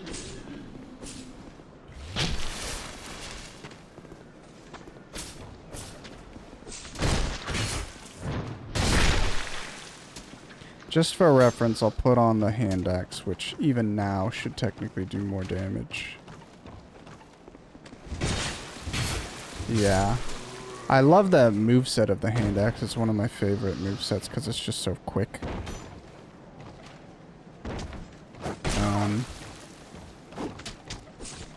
I'll always remember my brother wasn't really a huge Souls person. I think he's played enough of the games at this point, and he got Demon Souls, and like he beat Demon Souls, but I don't know how into the other games he got. But he started playing Dark Souls 1, and he was like, is there any tips that I could give him? And he was playing a Pyromancer, so I was like, you start with a hand axe in that class, and I actually really like it. It's very fast, so it's easy to just spam the weapon or just like attack and dip out of damage, dip out of danger. And I told him just like keep using that weapon for a little bit because he was just starting the game, so he didn't have access to like a Black Knight weapon or anything like that. So I was like, just stick with that for a little while. And then he was using it, and he's like, this weapon sucks ass. Like, it's so slow. And it turns out, instead of, like, using R1, he was only using R2s, which are very slow on that weapon. But, in this game, it's a bit slower than Dark Souls 1. I don't know if yeah, this is just a completely different moveset. But in Dark Souls 1, it's got, like, it's basically like a dagger animation. It's got like, it's literally this animation, but on a hand axe. So it was pretty good in my opinion. Is your name Kale? I'm gonna kill him first. Just because I don't want him looking at me while I'm having a private conversation like.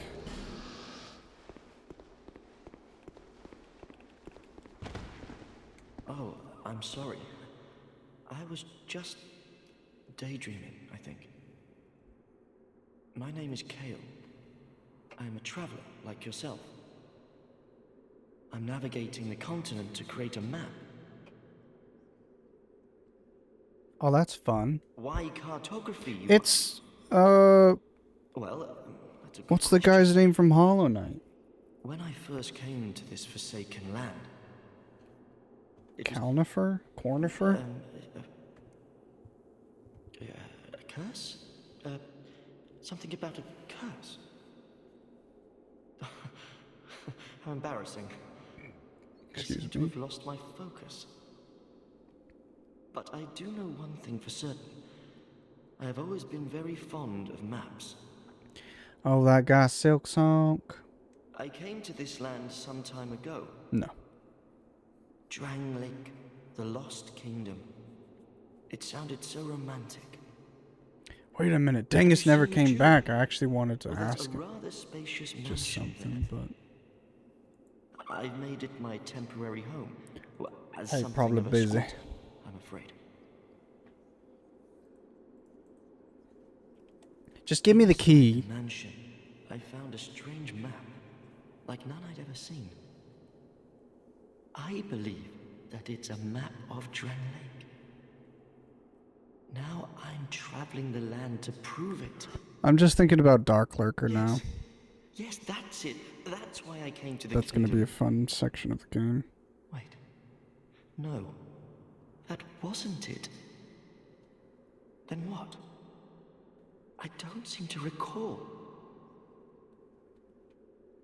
Were you looking for that map? Yes, sir. Wonderful. Then you're fascinated by maps, just like me. Yes, sir. Shame on you. You should have told me before. I didn't want to interrupt you. Here, take this. A key to the mansion. Thank you very much. What a joy to meet a kindred spirit out here. Likewise.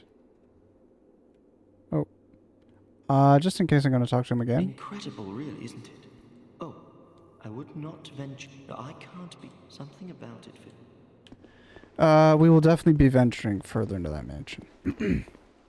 I like Kale a lot. And I actually like his, armor, too. Except for his helmet. I like to kill him at the end of a playthrough and wear everything but his helmet. I just really like a simple sort of adventurer setup. I don't like, over-the-top armors. I would say, like, a lot of times people take their generic, like, mid-range adventurer set and they add so much shit onto it, like this shirt. They add a bunch of satchels and pouches and all sorts of things. I guess that could be seen as, like, over the top, but I love it. I love just... You don't look like you're a super fancy, incredibly rich adventurer. I like looking, like you're a weathered sort of individual, and you've got a lot of utility in your outfit. Look at that! 4 times as much damage than we're doing before. Simple, simple.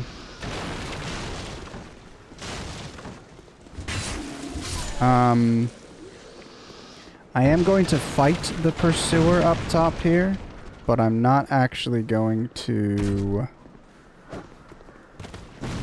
kill him.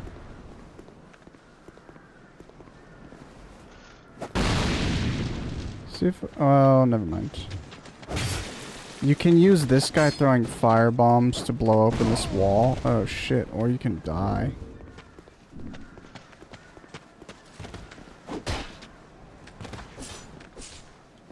Let's just run. Preserve our health. I don't like that it auto unequips stuff that you've run out of. Are you gonna fall? Come here. Along the ledge. This way. This here, sir. Sir? This way? Okay. Well, sir? Okay, you're literally not even on... They're like, you're 100% in the air. Oh, he dropped something. Yeah, not a fan of the soul gems leaving when I run out of them. I guess we're not going to be putting any souls into leveling up. We might as well buy a bunch of soul gems from Valencia. She gets infinite soul gems at some point. Life gems, sorry. Calling them soul gems. I don't know how long I've been doing that. I'm going to kill the last guy down here, and then I'm going to pop open this hole in the wall. Problem is I don't think I have a firebomb, so it's going to be manual. I just don't like to do it with that firebomb guy. It is safe, I believe. Like, you can get out of the way. Oh, cool, I do! Hell yeah, where did I get this?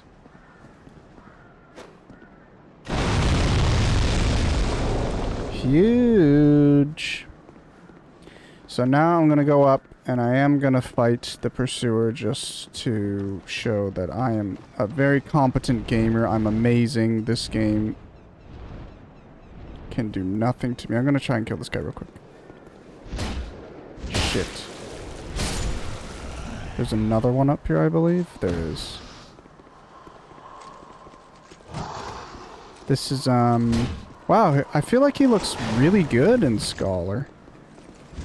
Like, he's very shiny.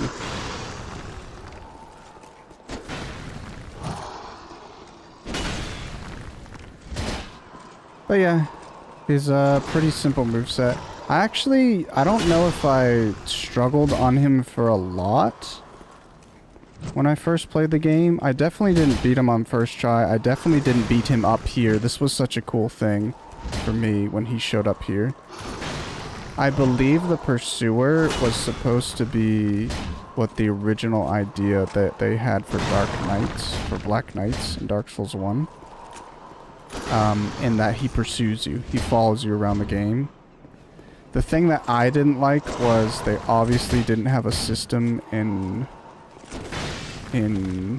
place for it to be like a single enemy. Because obviously this is a boss, you kill him and he goes away. But I'm pretty certain it was supposed to be like the pursuer is constantly fighting you and you're always fighting him and you never really like kill him. It's a cool concept for sure, but just a bit too ahead of its time. Or like, not to say that it was ahead of its time, that it was really well done and nobody appreciated it, but to say that it was a bit too early for that idea to like reach its full potential, you know? And to this day, I still don't think they have a system in place for that. Which is really unfortunate, man. FromSoft, what are you doing?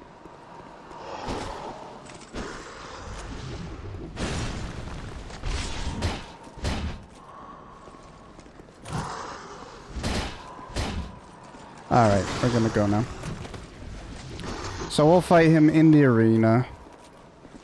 And I'll try and get off a crossbow bolt. See ya, bud. Oh, they do respawn. Or, sorry, not respawn.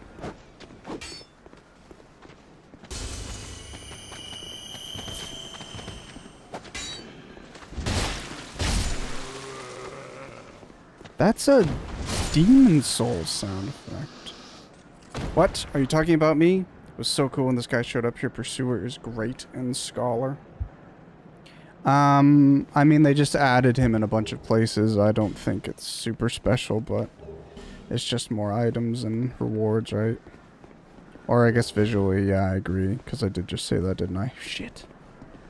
Dengus, I was saying, if you're still here, I was just gonna ask, I'm fairly certain I asked this of everybody, but I was wondering what your experience with Souls was.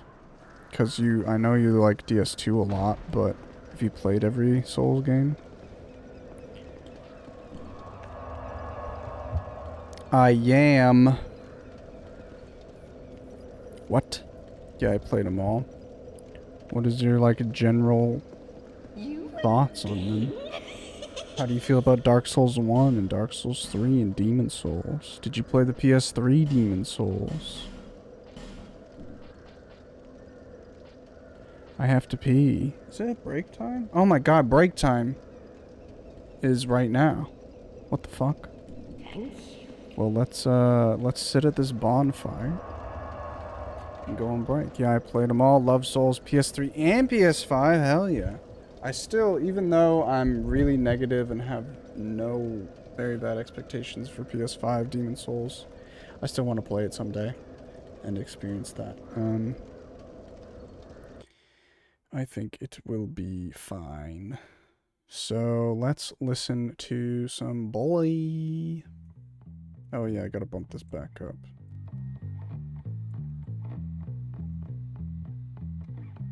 See you guys in a minute.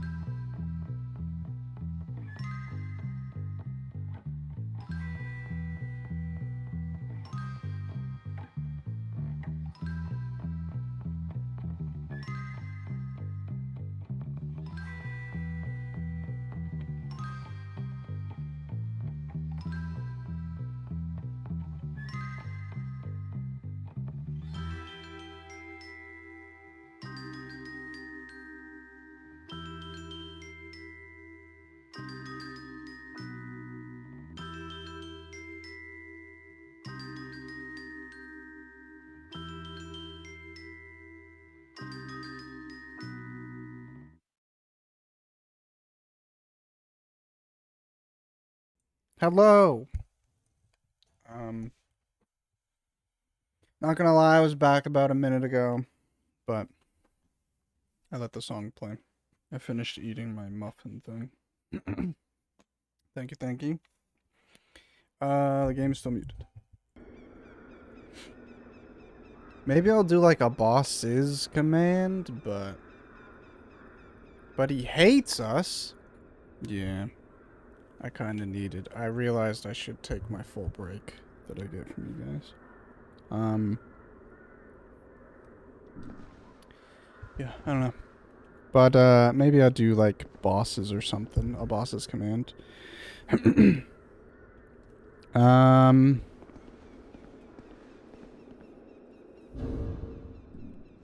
Let's continue. I don't think I have any more material. Oh, I do have one. I could go upgrade my hand axe, and I will. Oh, I'll go back to Majula anyway, because I got the mansion key, so... I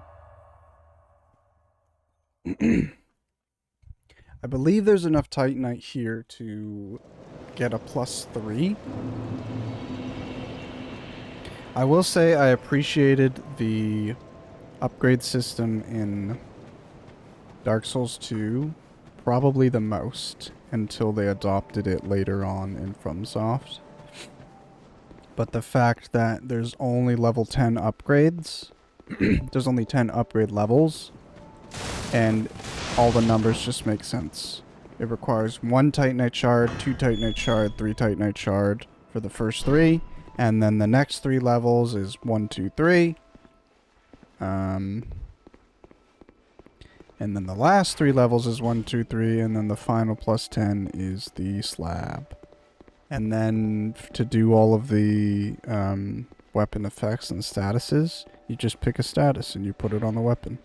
You don't have to go down a specific path.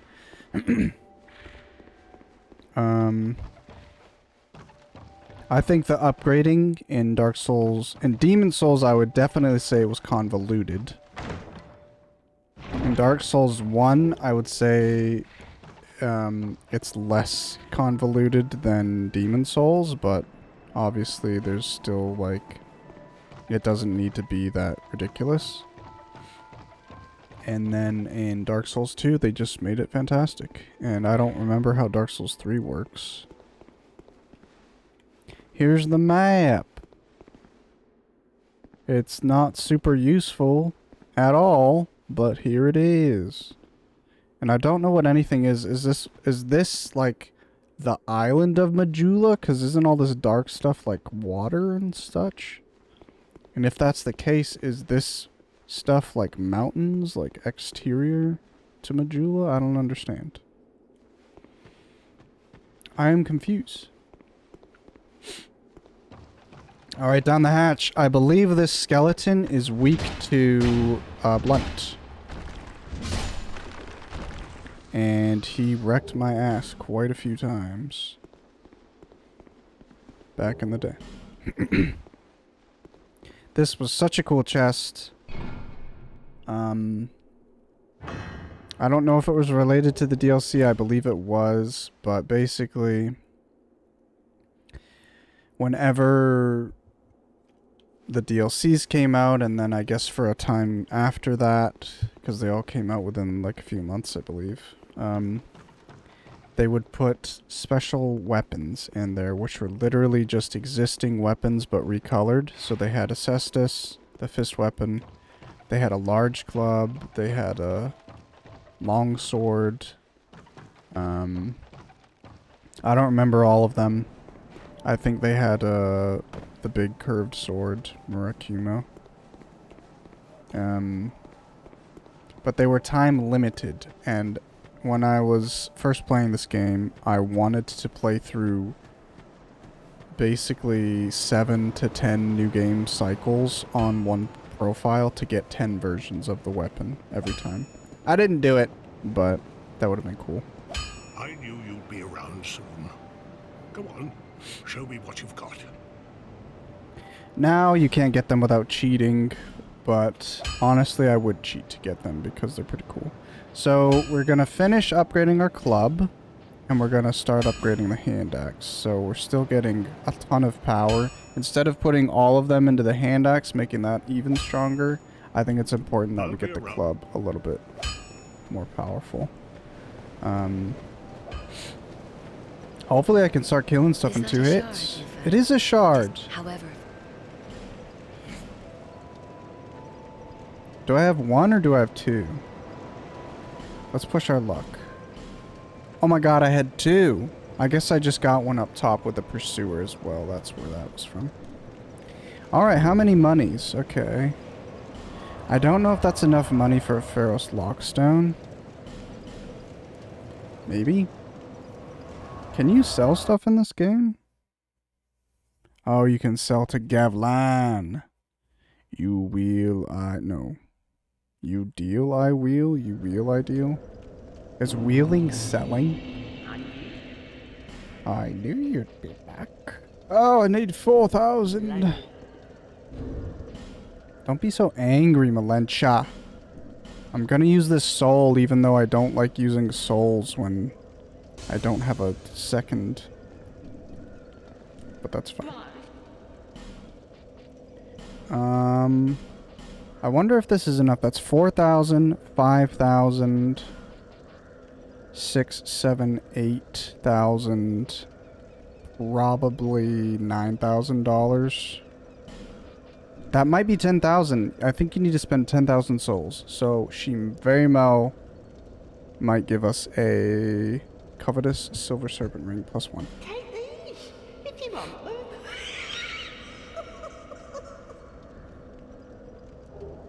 Hell yeah. Well, that's cool. My name is Melentia. You're a stranger to this land. A little bit. Oh, we get as strangers these days. Everybody's gone and run off. Dranglake's been a pile of rubble since the war fought long, long ago.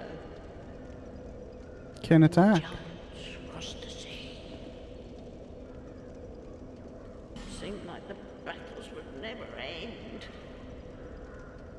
Poor folk like myself have nary a place to sleep. That's why I keep all me things right with me. The thing that bothers me about this You is... travel light, but methinks you bear a burden of your own. I mean, I guess technically Demon Souls is the only game that says Demon Souls, but I'm fairly certain it's just understood that all these souls and monsters are demons. And obviously in Dark Souls 1 there's a lot of demons in like names. Centipede Demon, Stray Demon, etc. But even in Dark Souls 1 it feels like the world is less kind of corrupted. And in Dark Souls 2, it feels like the world is a bit corrupted, but it doesn't feel like the world is demon infested, in my opinion. I know there's lots of monsters and all sorts of stuff. There's a covetous demon, but to me, it doesn't feel like Nashandra or whatever is such an overwhelming, demonic, corrupting force, you know? I don't know. Something about the atmosphere ever since Demon Souls has been kind of lacking for me. And it's not until Bloodborne that they kind of came back on atmosphere a little bit for me. And then they lost it again, in my opinion, in Dark Souls 3 and even in Elden Ring. And then they've come back. Sekiro was just a sort of unique experience, and I really enjoyed that atmosphere, but very different from the demons sort of stuff. From each carcass sprouted new life growing into what you see now. But you know what they also say? Don't believe what an old hag says. Yeah, don't listen to women. It's high time that I Okay. pick up and move. I believe it is this dialogue that Bargain for you. Next time we meet like that one.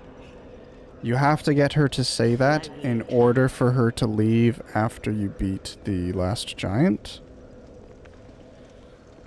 Excuse me. I think that's how that works. Okay, now we swap back to the club and see if the club can kill in 2 hits. Because that was a halberd guy. He should have had less health than any other variant of this soldier, I believe.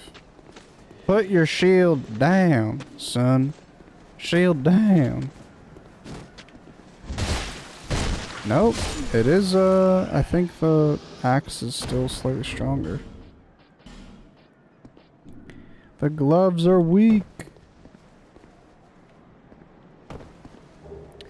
This is really interesting. I didn't realize this for a while. If you come and piss off everyone. Oh, they missed. Fuck. Basically, they'll all shoot the ballistas once, so you could potentially get them to murder this guy. Oh! Where's his health, though? Where's his health, though? His health is gone, but he's not. That's 2 deaths. Maybe the ballista thing will work this time. Ballista. I don't know when I want to use my humanity. Quite honestly, I would prefer the Demon Souls approach. Or maybe if you... Shit. Maybe if you go in the Covenant of Champions, or whatever, maybe it makes you just take the full amount of humanity, or full amount of health when you die once. I would prefer that, as opposed to it going down little by little. Because when it goes down little by little, I'm thinking, well, it's not too bad. Might as well wait. But I hate seeing my character like this.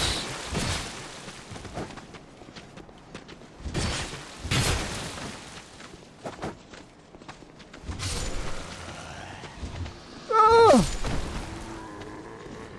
Thank God you leashed. There's Pate!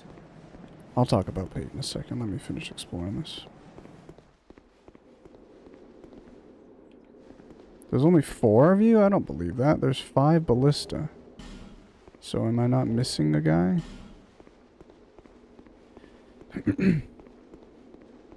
Did I buy the... Oh, that's right. I already looted a Pharos Lockstone, so I didn't really need to purchase one anyway, but that's fine. It's okay. We still have it. I'm just going to try and dodge if it's either of these traps. This can be either Poison Cloud or Crossbow Bolt. It's a Poison Cloud. Yay! I like that more because the Crossbow Bolt is fine if you block, but I don't really have a good shield or thing to block with, so it could potentially kill me.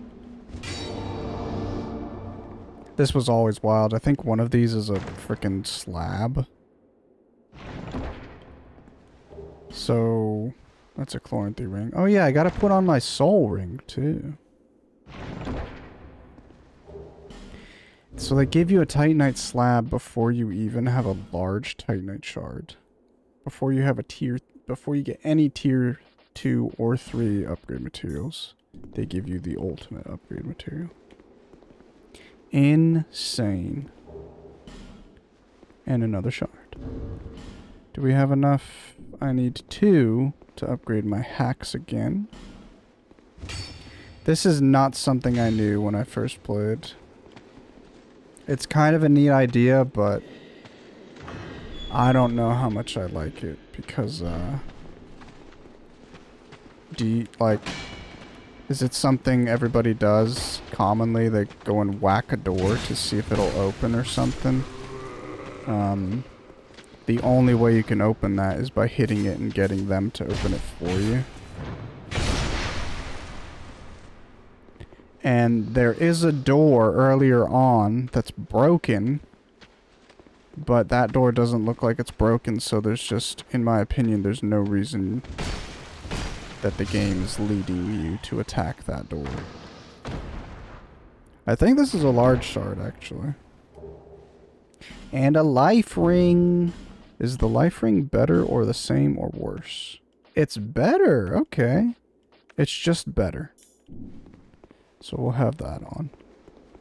Not that the extra health is going to do much for us, but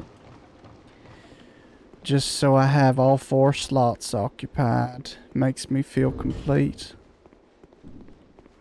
Alright, let's go talk to Pete. Hello there. Traveling all alone in these treacherous times. Well, I hope you have a very good reason. Oh, hogwash. Who am I to judge? This is Peter...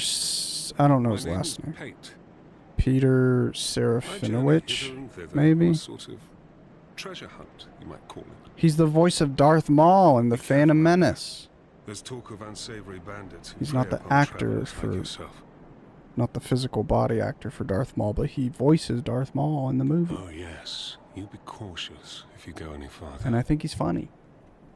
There's treasure in there for certain, but the entrance locks from behind. I saw the same design earlier. It's also in Shaun of the It's Dead. The same contraption, I'm sure. I was with this warrior, you see, and he insisted that he go inside first. The rather brusque fellow tried to swipe the lid for himself, but it trapped him inside. I still have the gent's ring. I do hope he wasn't harmed.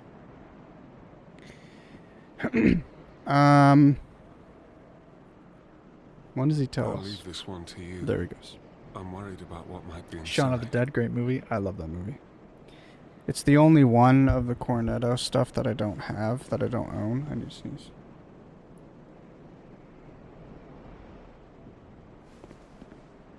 Maybe. That's unfortunate. I wouldn't say it's my favorite, but out of the 3 movies, my favorite's probably Hot Fuzz. But then right after Hot Fuzz is Shaun of the Dead, and then last place I would rate The World's End. But I like Hot Fuzz and Shaun of the Dead way more than World's End. And if I had the option to watch any of the 3 right this second, I would choose Shaun of the Dead because I haven't seen that movie in years. Whereas I try to watch Hot Fuzz every year, at least once.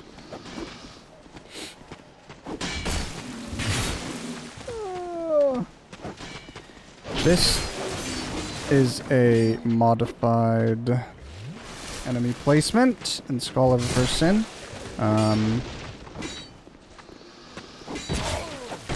Jesus Christ. Yep. He got me on the thing. I think I can still get in there, but I have to go all the way around now. Hot Fuzz is the best. Hot Fuzz is fantastic. I think Hot Fuzz is slightly better than Shaun, but both are a lot better than World's End. Yeah, that's how I feel. I just think, I like Shaun of the Dead, but it's so stupid because I don't even know how to explain this, but I don't like maybe the last... Not that I don't like the last third of the movie, but I think the movie's very cozy. I love a cozy, rewatchable movie. But for me, the last third of the movie just isn't as cozy as the other parts.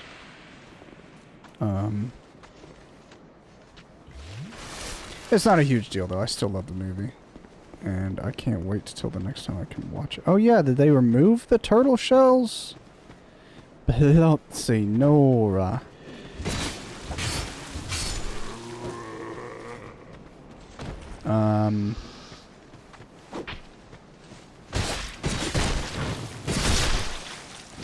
I don't know why they changed these guys. They moved these soldiers into this room, and they might have always been in this room, but they made him attack the giant tree. And I guess that was like a lore change because these soldiers are fighting giants and hate giants. I don't understand why they have so much defense in the stupid shields. It's ridiculous! Your shield is broken, and every animation they do, practically, except... I'm dead here. There's like one attack that they do that doesn't also include them having block frames from their shield. It's so ridiculous. They're not like the most difficult enemy in the world, but it's not a fun design in my opinion. I mean, you can... They did the shield break, so maybe I'll demonstrate that the next time I encounter a spear, and it's safe to do so, but... So right now I can drop down and go do the spear guy. I think there's one more enemy. Maybe not. Okay. So now I want to try and kill these guys.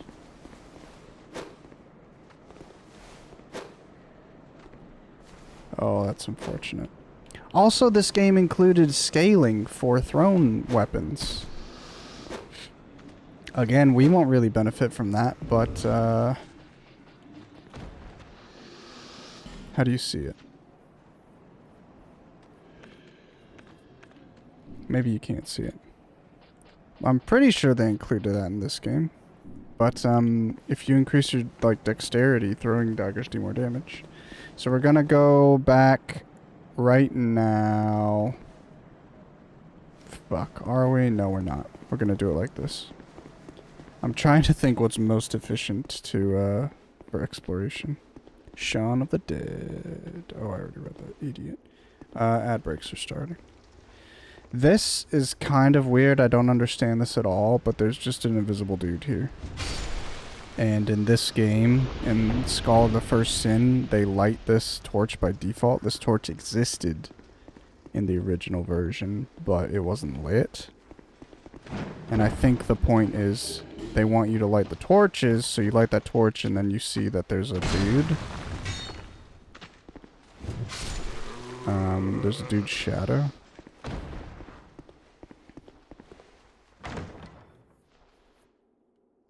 I forgot that I would be unable to go back up top if I came down here. Is this better or worse? Oh, it's better! And it's lighter. And we see our beautiful person. Did I use a... I guess I did use an effigy. I think if I can land on that cart, I just ever so slightly reduce my fall damage.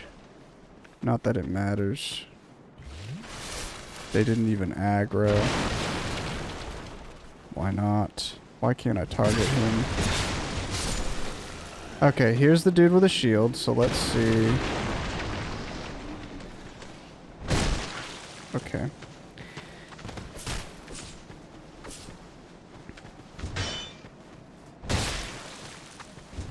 Oh, it didn't even break him. It just kind of like put his shield away. But I guess that's what you're supposed to do. But, I don't know. I do like you having to deal with enemies in a specific way, especially if it means you don't have to use a specific item to deal with them. I think having to use a specific item or weapon to deal with enemies is so lame. But, whatever.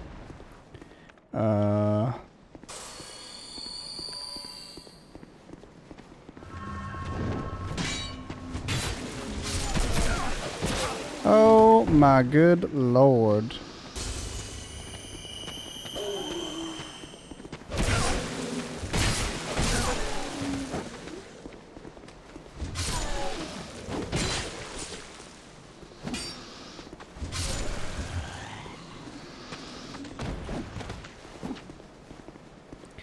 The thing that just feels really bad about, like, the gameplay in general in this, just everything, it comes down to the hitboxes overwhelmingly, but it feels bad that it constantly, you're just like taking damage while you're rolling, and it doesn't feel like you should be in range of something, but you'd still take damage. Movement is just weird. Everything feels clunky. I don't know. I probably would like the game far less if you got like staggered every time you were rolling and took a little bit of damage, but in the case that you wouldn't die immediately if you got CC'd, I wonder if it would feel better. Because it just feels like I shouldn't be taking these damage, and you probably wouldn't if your ADP is high enough. And here we go. Now let's talk to Petit. Well, I see you managed to escape. I hope that brave warrior didn't come a cropper either. Be careful out there. There's talk of unsavory bandits who prey upon travelers like yourself. Oh, but you should take this. White sign soapstone. It allows undead to call out for help to one another across the fissures between worlds. DS2 is the only Souls game I don't level HP first. I always go ADP to get a few breakpoints up. Well, I see you. Okay. Be careful. Yeah. The thing is, when I'm playing like casually and I'm leveling, I actually tried to do a mundane build, which is I don't know if it's good, but I like being able to do that. So I level up all the skills simultaneously, wherein I'll level up health to level 10, and then I'll put points into the next skill to level 10, and so on and so on. And maybe I'll do like every 5 levels or every 10 levels. Then I'll move on to another skill to get everything to the same level. Because if you make a weapon, if you enchant a weapon with mundane, then it scales based on your lowest skill, your lowest stat, I believe is how it works in the game. But where the what the hell? What the fuck did he just do? Where is he going?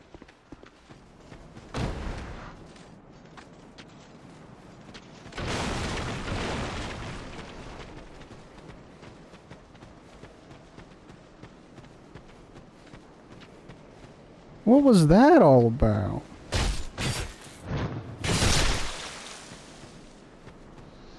Okay. I don't know if I should have killed him. He didn't seem like he wanted to be involved in that. Oh well. Sucks to suck. I should probably switch to my club for a little bit because I don't want my axe to break.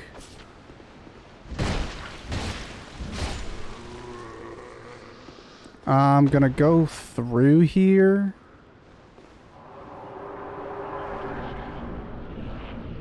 I should probably completely open the shortcut, but I tend to die on this sword a lot. I remember this sword very distinctly because it was in the demo.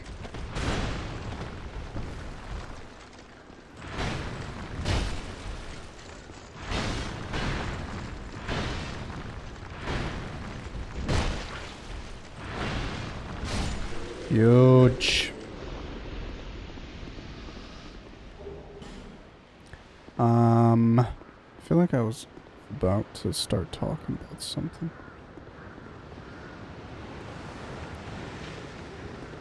Oh, I didn't know you just come down on your own. Okay, let's move.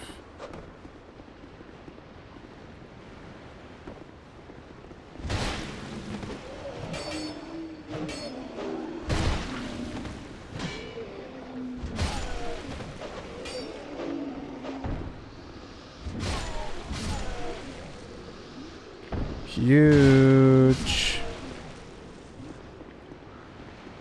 I think that's everybody.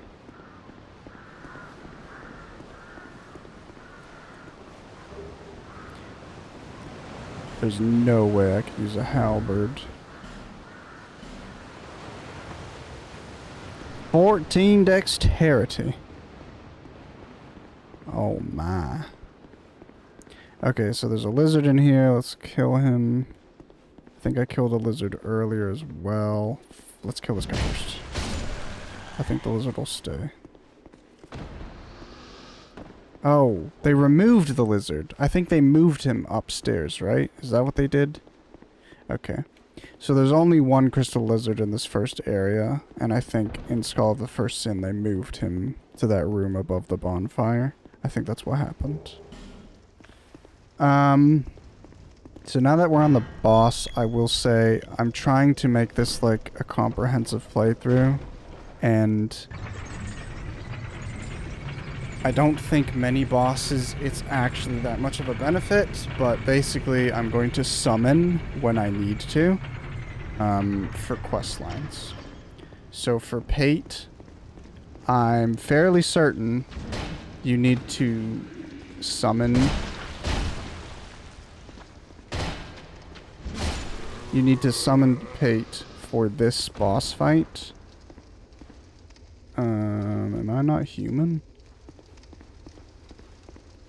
I'm gonna go rest. Yeah, I can't use it. I don't understand why there's no summon signs.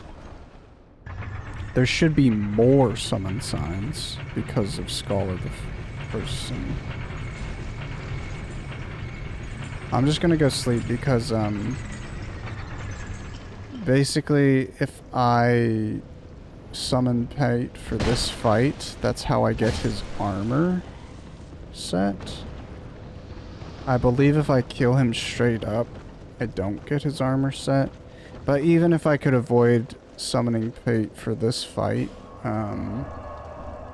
I would summon Lucatiel for a couple bosses. I think Lucatiel, you only need to summon her for 2? It's either 2 out of 3 bosses that you can summon her for, or 3 out of 4 to complete her storyline. And I don't know what I would summon her for.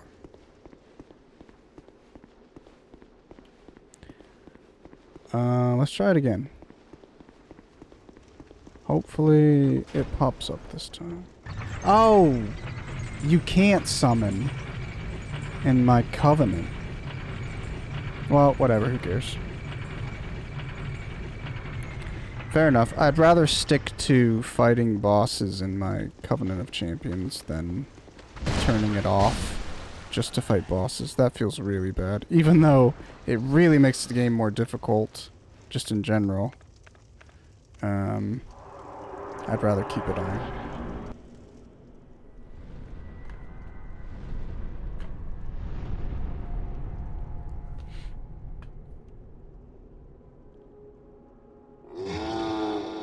I guess this is supposed to be the Giant King, or the King of Giants, or whatever the Giant Lord that it's called.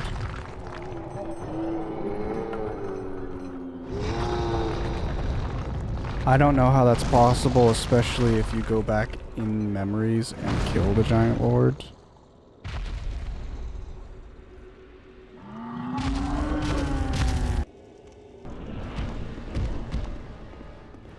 Huge. So yeah, it's not like we need Pate to do this fight at all. It'll make more sense if I just solo every boss regardless, but I really wanted to try and complete NPC storylines, and unfortunately you have to fucking summon to do that. I actually have to heal, or he might one-shot me if I take another hit.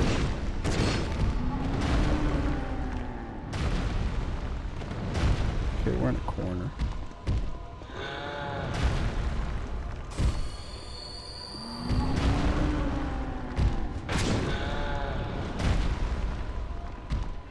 Giant fighting position!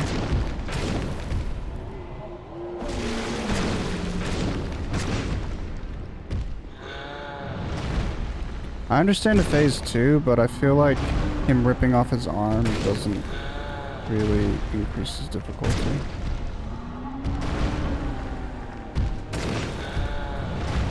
Watch him one-shot me.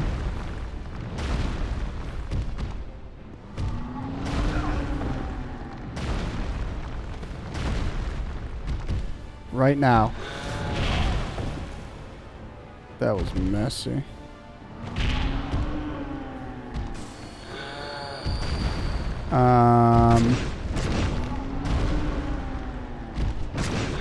One more? Sweet, we fought the first giant and won.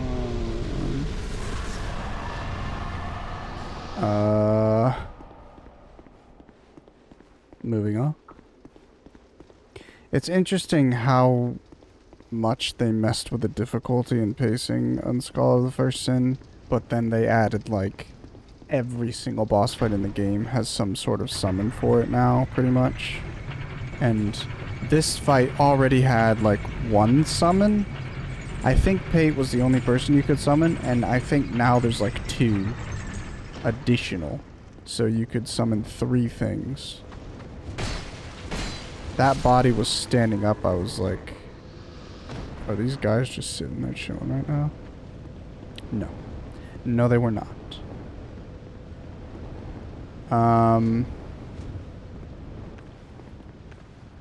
But yeah, one of my biggest dislikes about Skull of the First Sin is the area that I'm about to go to after this door.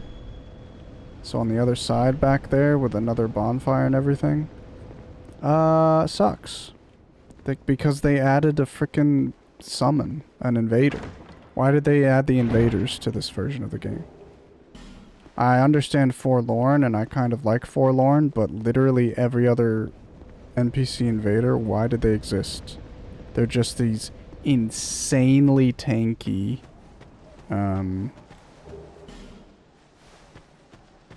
like magic spamming, incredibly powerful NPC invaders. What was the point? And then in Iron Keep, they add 2 of them.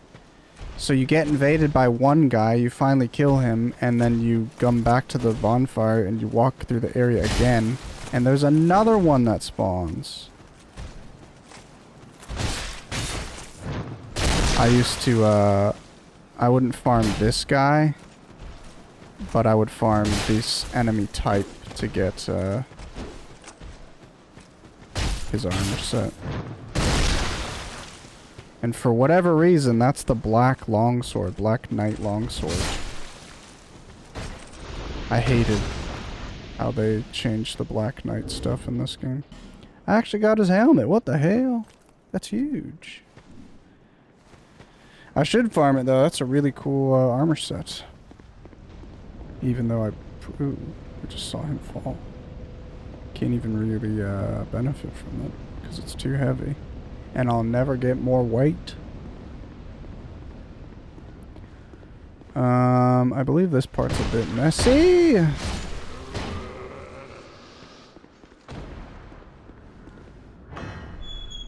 Would be giga heavy rolling.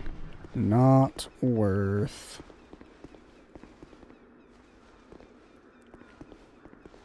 I forget what I'm working with now. Down here. It's either this is full of skeletons or it's got a couple,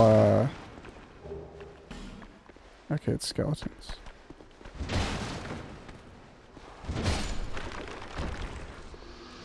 Because they took out the Turtle Knights, man. The Turtle Knights were fucking iconic in this part. It's just, it really felt like a lot of Scholar of the First Sin changes were to keep the game fresh for people who already own Dark Souls 2. Which, I mean, I guess if you're gonna put a second copy of the game on the market, maybe make it different, but I don't know.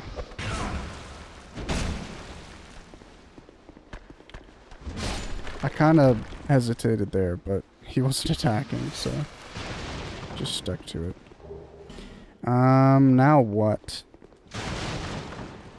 I could try and run to get the the bonfire. I don't think I will be invaded until I go over to that side.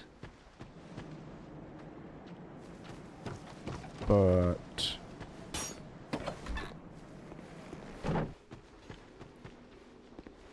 this is so weird.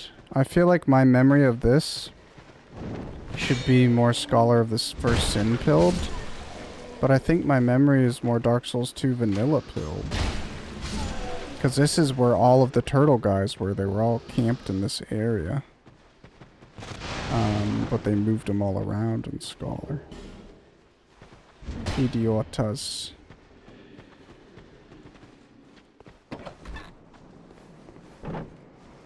Okay, there's one or two left.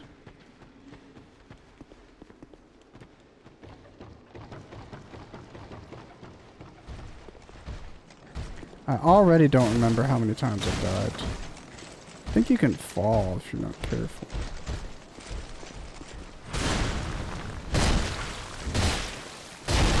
Okay, I thought I might kill him in 3 hits. That was a mistake.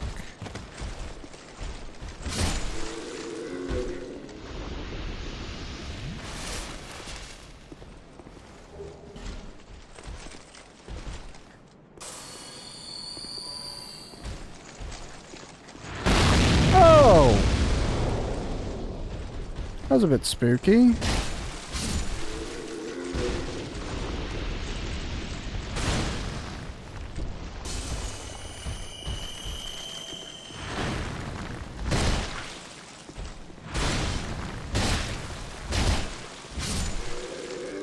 Huge. Also, I just remembered, if you played this game on PC when it came out, the original version, the game was kind of designed, not that it was designed around 30 FPS, but it's like they couldn't get it running better than that, so don't let them fool you.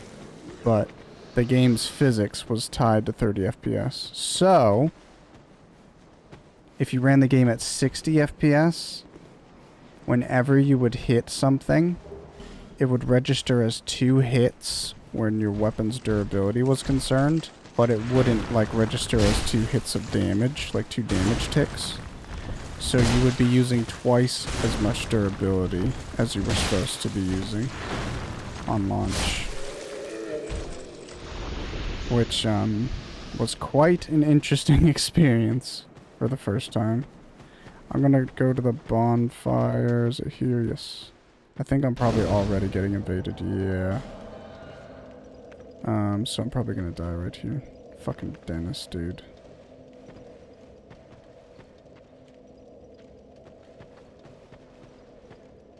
Hello.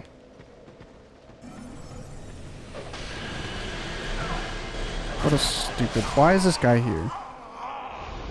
Why does he have like a level 50 int spell that he's using in literally the first area in the game?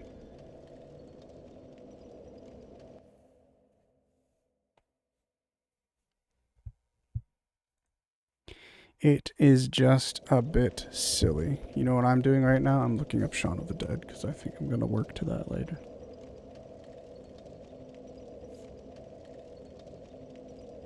No, but you know what I will do? I will purchase it.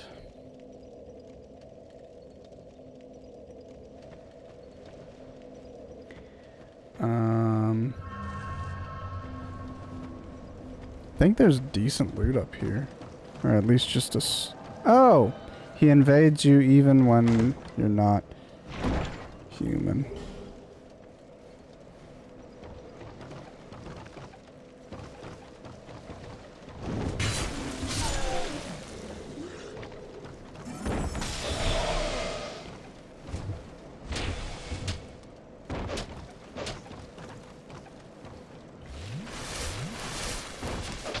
I have to double heal because my stupid Estus can't even heal my full health bar right now. If he does magic, I'm dead.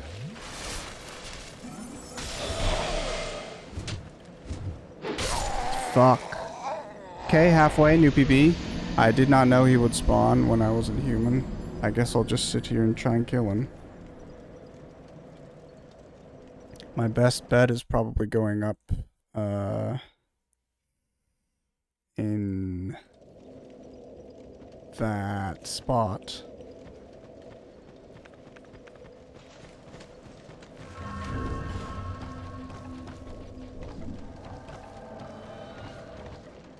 Did the guy come up to me?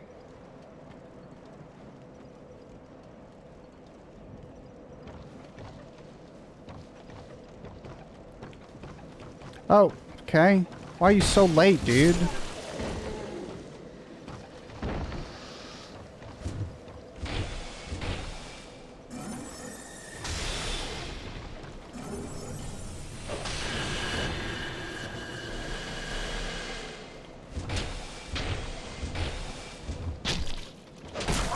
What the f- Oh, I got hit by a bow. That's fine, that's fine, that's fine. It's not fine, it's stupid, but... No, I want to go up the stairs.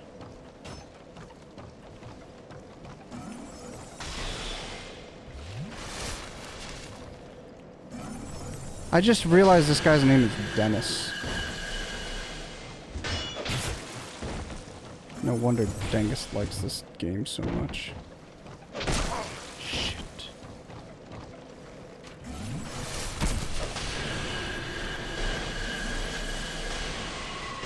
Oh! Soul Spear ass.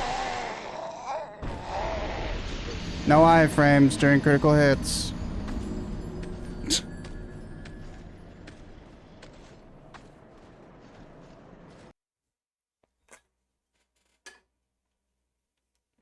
I'm gonna pop an effigy because I think even that small sliver of health might help us. I'm also I'm realizing I have a lightning resin. I'm gonna pop a lightning resin. I'm assuming he's probably resistant to magic. Even if I used it, it would help me. It would do more damage than not. But, where's this guy? Where's my fuck? Well, I think I'm about to lose 20k souls. Because I have to run past him.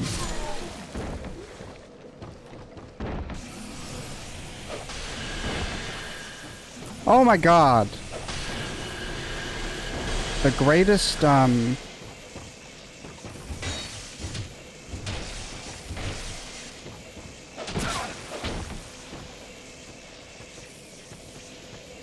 Run! Oh my god, I was holding down sprint for like 3 years. Oh, I don't even know what I was going to talk about at this point, man.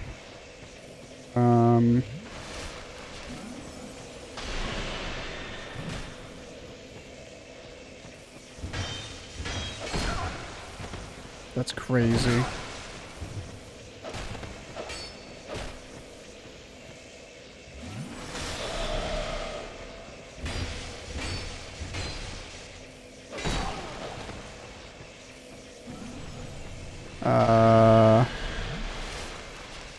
There was something I was going to talk about.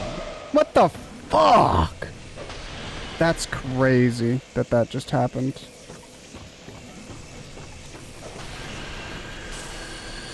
Literally was canceled out of his magic ability and he still pulled it off.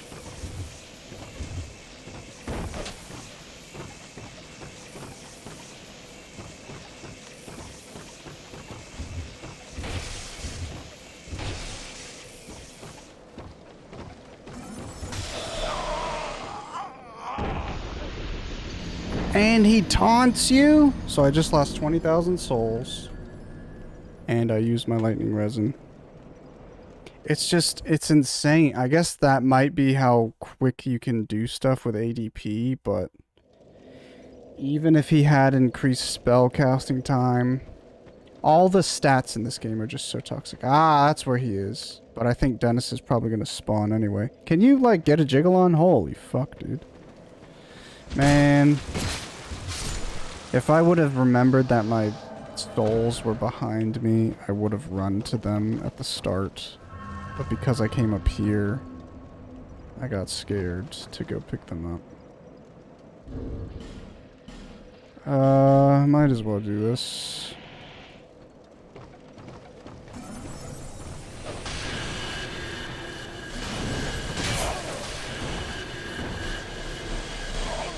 Okay.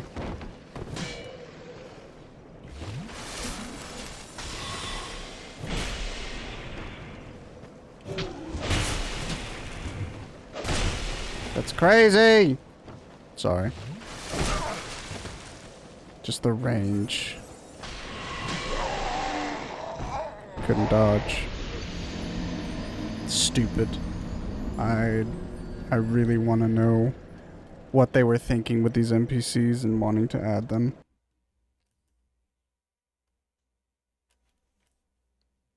I don't think I could wield a bastard sword, right? Get up. Please get up. Please get up.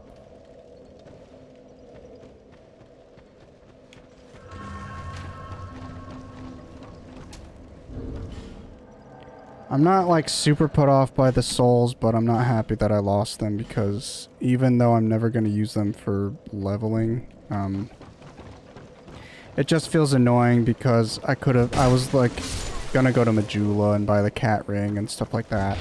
Just a lot of really expensive stuff early on. It doesn't matter because by the end of the game I'll just have so many...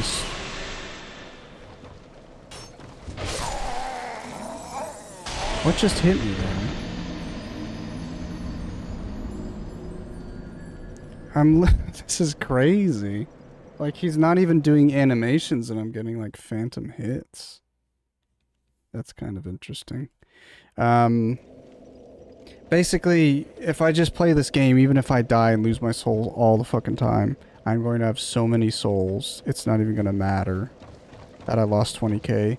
But it's just, it would have been very helpful to have that money right now and get access to all these items earlier on. All those guys, like, this is insane. Obviously, it's running fine, but all of those turtles are aggroed to me, which means potentially they might show up.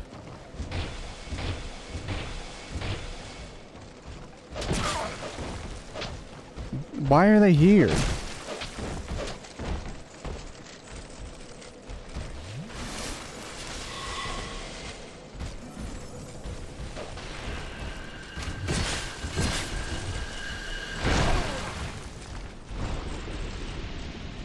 Why did all of the turtles aggro? What the hell was that? This is a fun little segment.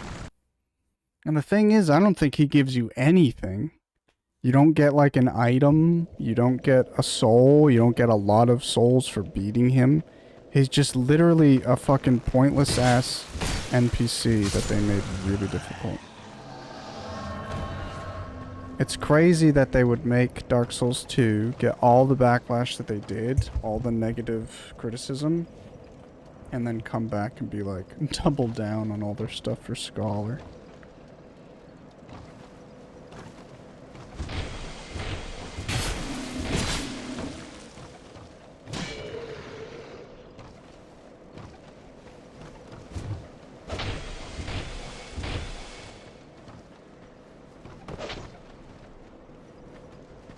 shit.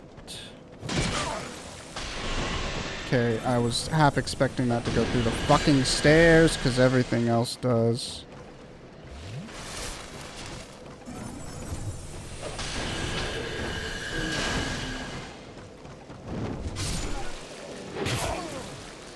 Jesus. He just did a backstep slash. Like, how often do you ever see that used?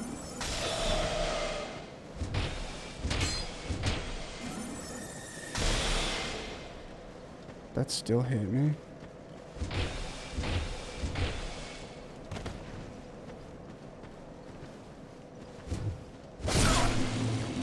That's crazy. That's crazy. Holy shit. An awe stone. I don't even know what the fucking rewards for this stupid covenant is. Dark. Okay. Dark Souls 2 Covenant of Champions. I added so many extra items. Company of Champions? 10 awe stones, you get great magic weapon. That's insane. 25 awe stones, you get the first dragon ring. And 50, you get the Vanquisher seal. What do either of these do?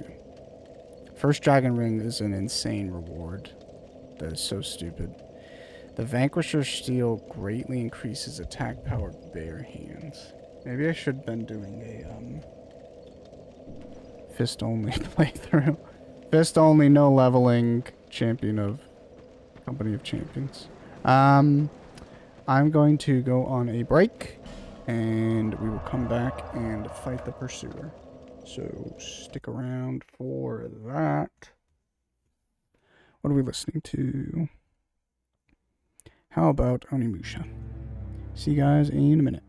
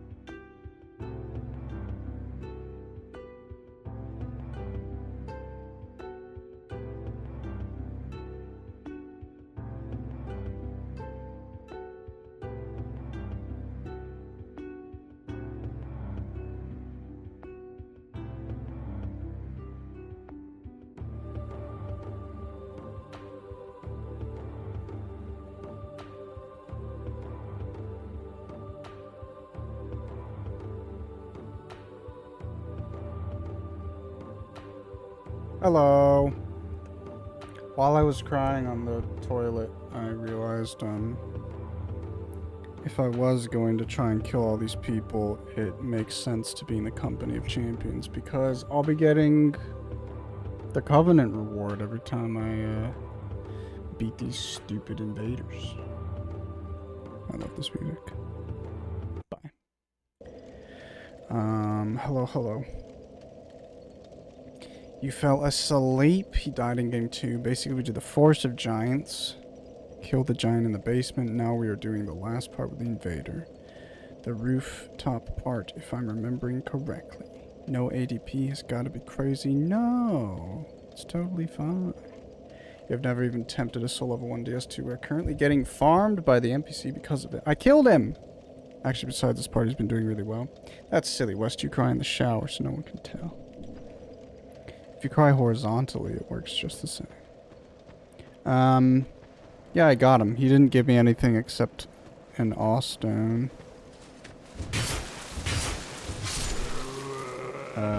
This is what he gave me. Oh, it's right there. That's cool. Stone to offer to Victor's Stone. So I believe I need 50 of those total to get the, full. Oh, cool! I don't know if it ever showed up visually. I've never noticed that. It would be very helpful if that is how it works. Why is this closed? But yeah, I need 50 of those freaking stones, and I'm not even sure where you get them outside of NPC invaders. And I don't think there are 50 invaders even in Scholar of the First Sin edition. Okay, now we're gonna go back up. I probably should have just teleported because I want to rest at this bonfire. But we're gonna go fight Pursuer. And then I think I will go to the... Is it the Belfry? I don't remember what it's called. The prison thing. I feel like it's got a really unique medieval name. But we'll go there just to get the bonfire, and then we'll leave. And we'll go do, like, Hyde's Tower of Flame or something. Well, I went for coffee when you killed him. My bad. No, don't worry about it. Oh, scheisse. Well, that sucks.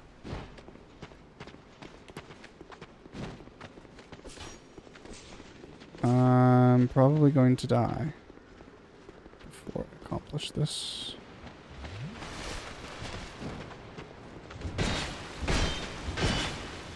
How did I hit you 3 times and you're still alive?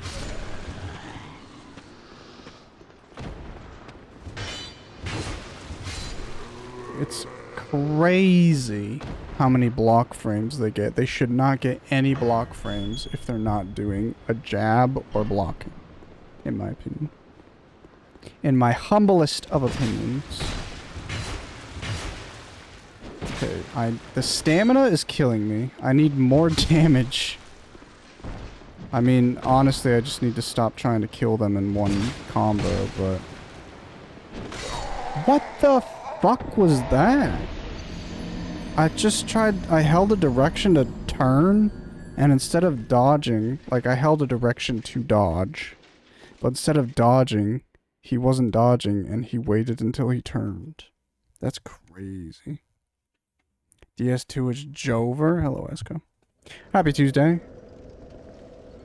No, it's not Jover. We're having fun. I opened more Labubu One Piece figures. I got 2 out of 3, which is not 3 out of 3 fresh pulls, but at least 2 of them weren't repeats. So that's kind of fun. And I got my favorite character in the figures, so that's pretty cool, right? Oh boy!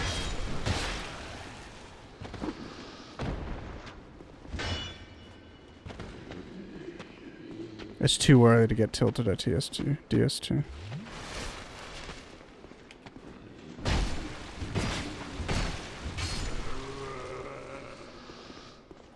I thought for sure if you just, like, break somebody's guard, you get a free, like, front critical on them. Is that not true? Is that incorrect?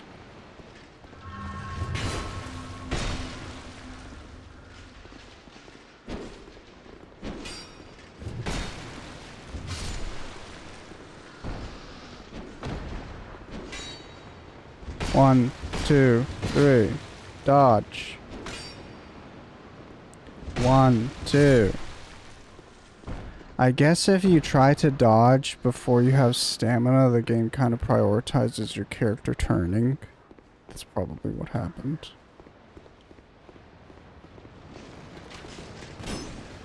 Why don't you just follow me down here, sir?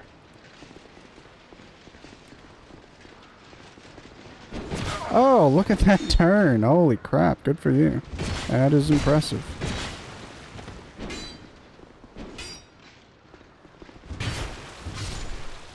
I just realized I have a ring of chloranthene in my stamina regions, I bet. Hello, Manny. I'm happy for you, Wetsmo. Why are you happy for me? Oh, because of my Labubu things. Thanks, Esko. That means a lot. Honestly, every time I get the Labubu things, it makes me want to play the One Piece Dynasty Warriors game. So, keep an eye out for that. Just a random One Piece Dynasty Warriors day. Alright, let's pursue it up. It is crazy how bosses, once you know them, they just feel infinitely easier than enemies. Like, even if you know enemies, it's just the fact that you have to deal with multiple enemies and awkward arenas. Makes them infinitely more difficult than a lot of bosses, in my opinion. So what's the play for DS2 level 1? Like how Pyro is. I actually didn't even think about like pyromancy, but I have no idea. I've never seen, not like this is a brand new run. I'm sure plenty of people have done DS2 level 1, but I've never watched anybody do it, so I don't know any strats.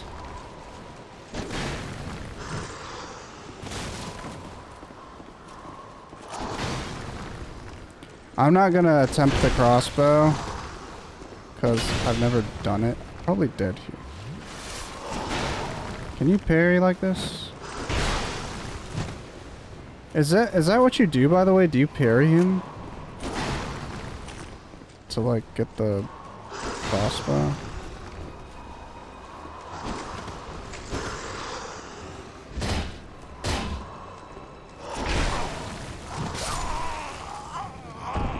That's an ADP death. Are you doing it blind? Does level 1 mean your rolls will always have like 0 iframes? Yes. Yes, sir, it does. I believe I know there's armor and probably a couple rings that increase like values. Actually, does this game have like strength rings? Because the cool thing about like Elden Ring and why I'm not as put off by doing a level 1 run of Elden Ring is if I want, I can just run around the world and collect a few items that'll like give me extra strength and stuff, right? Immediately at the start of Elden Ring. But I'm thinking if there's a ring, if there's a similar ring in Dark Souls 2 that gives me +5 strength or +5 dexterity, that's insane, and that would allow me to equip so much more stuff. What's really pissing me off is how stamina is working, though. I think if you stop running at 1 stamina, then you can immediately run at any other point as long as you have stamina. But if you run until you're out of stamina, so you have 0 stamina, even if your stamina is refilling, there's like some hidden timer before you can actually start sprinting again. Ooh, that was a fat hit, dude. Also, healing will take 30 years. So I look forward to that.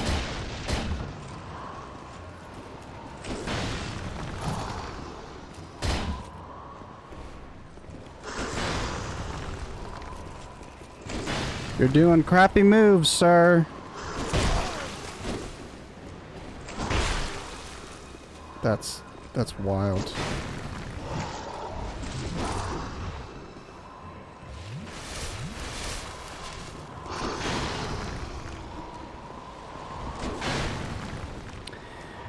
I guess one positive is that at some point fairly quickly, maybe +2 flask, we're practically just healing 100% of our health every time we heal with Estus. The issue is, I don't know if we'll ever take more than 2 hits at full health. It's kind of crazy. Like, I used to think every Souls game started with you dying in like 2 hits. And after playing Demon Souls fairly recently and Dark Souls 1 recently, it's just not the case. When you start the game and you don't have any levels, even from bosses, you're not dying in 2 hits. You're dying in like 3, 4, 5 hits. You know? But our life pretty soon will be dying in 1 to 2 hits. I don't know if there's actually any like mechanics to prevent you from dying in 1 hit, because I'm fairly certain that's been a feature in Souls. I can't prove it, but it feels like bosses are scaled in a way that no single attack can deplete you for all of your health. And if it is, it's like a very avoidable huge power-up wind-up thing. Like a huge explosive blast or something, you know? But for the most part, if you're not taking the extra damage from like running buff, and your full health, it really feels like bosses can't really kill you in 1 hit.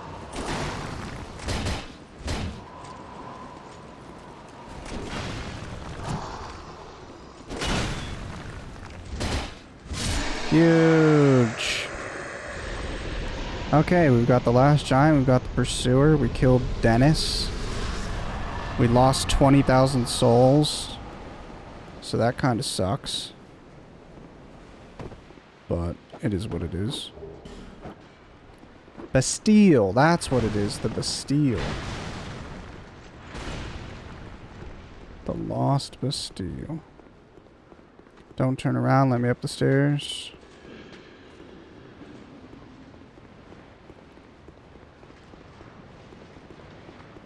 So I'm gonna go get this first bonfire at the Lost Bastille and then get the hell out of there. I believe they give you the Lost Ember right at this bonfire as well, so you can basically immediately start progressing with the blacksmith here, which is insane pacing. Like normally you had to get to Iron Keep for that, you know?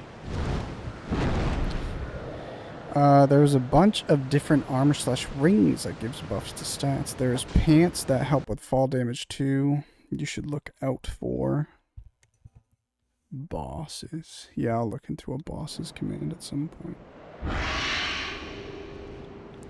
Is it command add? Command add bosses. Last giant pursuer.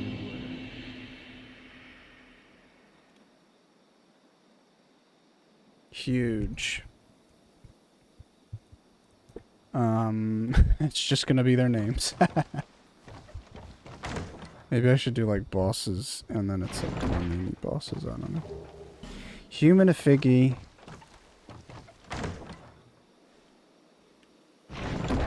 It's interesting because the Lost Bastille sort of has Latria vibes, but only barely.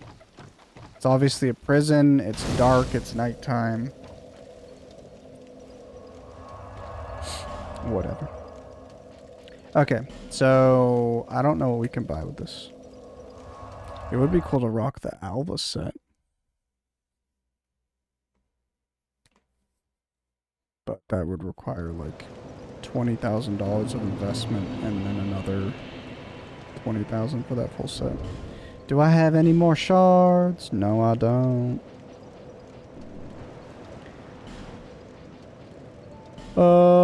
I can upgrade my club again, which is very good, because we're going into the Lost Hides Tower of Flame. I'd given you up for dead. Almost had me worried, really. What the hell?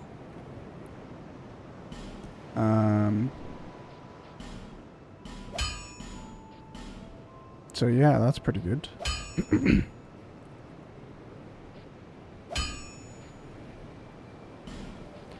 Oh yeah, you can upgrade armor. I have no idea what armor set that we'll end up using, so I'm not even gonna begin to do that. Actually, I can equip a mace, but I don't know if that's better than...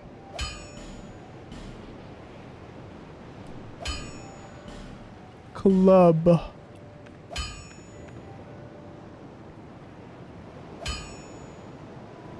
Yeah, is it?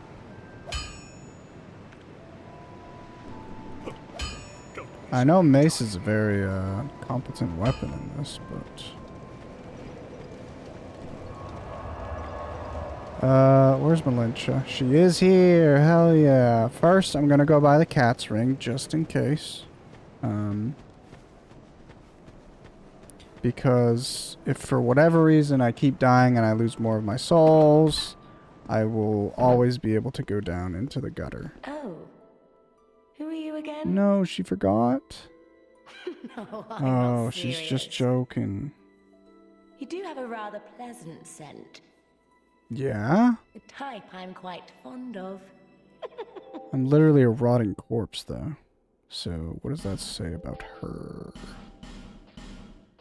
And I will need a ring of whispers. Satisfied? I'll be around if you ever come back.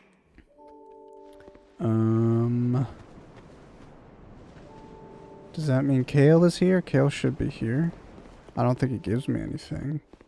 But... do we have enough HP to survive the falls? Yeah, you can always... reduce damage enough to fall. Kale is not here.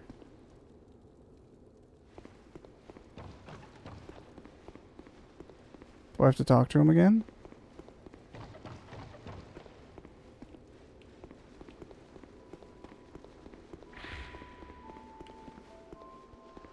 I could probably test it right now, but even if we don't, I'm not gonna do this soon, and I could do Gilligan. I'm gonna wait for Gilligan. So I just lost more life, but let's test it.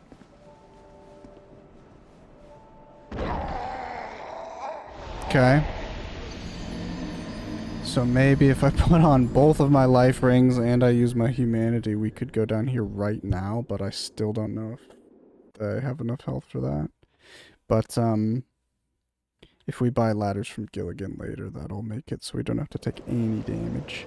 I know for a fact every other game is designed in such a way, if you exclude something like Seath, you do not have to take damage.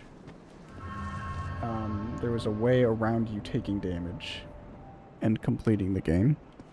Obviously not if you want to get like every single item and kill every single monster probably, but if you just want to like beat the game, I'm fairly certain there's never a fall that if you're exploring will lock you out if you don't have enough health to take it.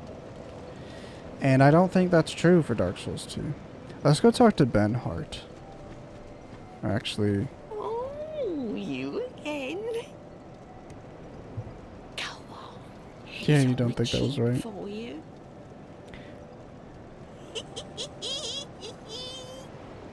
Okay. We're going to buy... actually, we're going to save up for that branch. I was going to buy life gems, but we'll save up for the branch. Don't be a bitch, Malincha.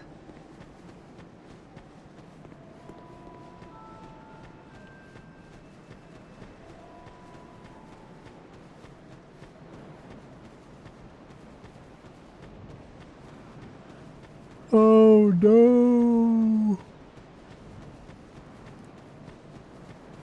Sorry for my yawning.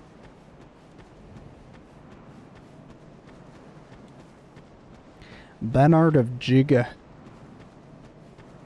Have you business with me? The way yonder is all blocked up, you see, by this god-awful statue. Heavens above. Who thought it a good idea to put it there? I love Bernhard. I'm in quite the pickle now. I really disliked, or I dislike in general, when you have to summon to complete a character's quest line. And I basically just discovered on fighting the last giant. The last giant, you should be able to summon Pate to help you, and if you summon Pate to help you, and he survives, the next time you see him, and like the next area, he will give you his armor set. I'm hoping at the end of that quest line we can still like kill him and get all of his stuff, but I'm pretty sure for Jugo, or sorry, for Benhart, you have to summon him. For Lucatil, you have to summon him, and I'm in the Covenant of Champions.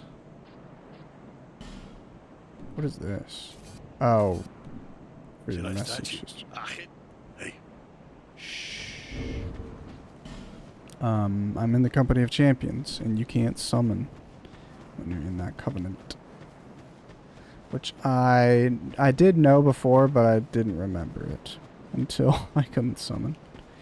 So, unfortunately, I don't think we'll be completing many quest lines in this game, because they all fucking revolve around you summoning shit. If I recall correctly, I'm pretty sure for Benhart you have to summon him like 3 times. But also for Lucatil. Which really sucks because her armor set's awesome. Let's go check out Hyde's tower. And also the old Dragon Slayer is pretty easy, so I'm probably gonna kill him right after my dude. I might kill him before because I think everybody's chill, right? Until you kill the Dragon Rider. I think all the Hyde Knights aren't awake. And then once you kill him, they all come awake for some reason. I just remember Dist using a calculator someone made during his DS2 randomizers to see if he had the HP for it. That's insane. How does that even work? Like, how is he able to calculate something? Do the dragon armor cheese? Yeah, I'll try.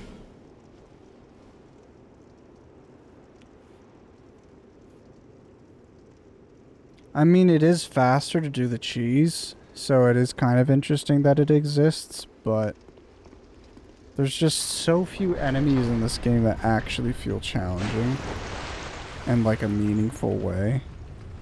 And even, like, I don't agree that Fume Knight and Alon are good bosses. I don't know a good boss in this game. I guess I like Pursuer, but because it's in this game and you still have the DS2 movement and hitboxes, it still feels awkward to fight him.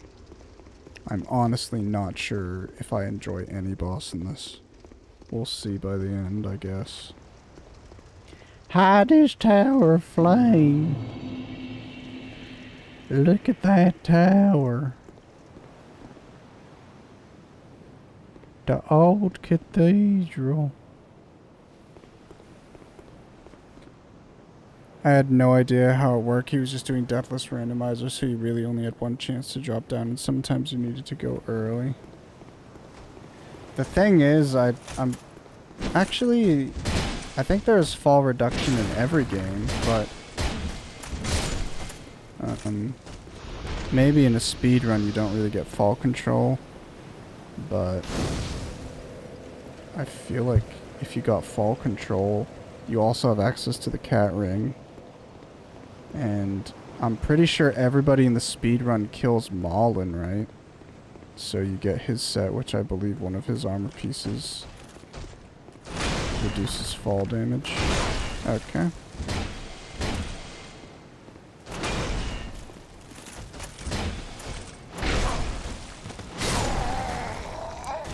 dodged way too early. I think he doesn't respawn, the mace guy. I farmed these guys at some point. What a sad state of affairs, but I farmed them at some point for all of their armor and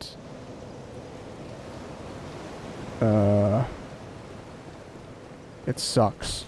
Because they're like old rusty knights, so all of their armor basically has like 20 durability and breaks instantly.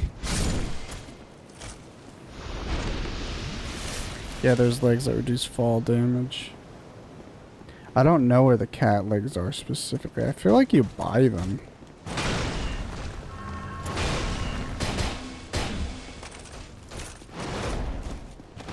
But if Malin doesn't have a fall reduction in one of his armor pieces, he definitely has, like that butterfly...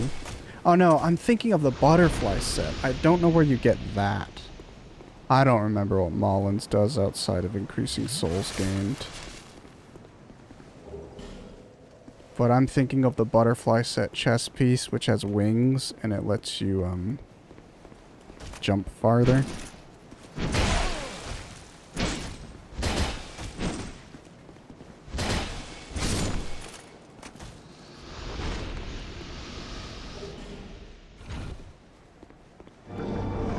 I'm not gonna pull the lever.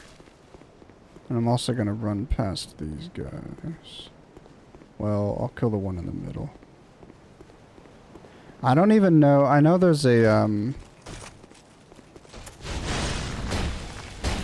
there's a specific, like, instructions I could follow to get the Dragon Rider to die, but I don't really care to go find out what that is. I remember, somebody wrote an article about this game because I think this is where the Ring of Binding is now, which...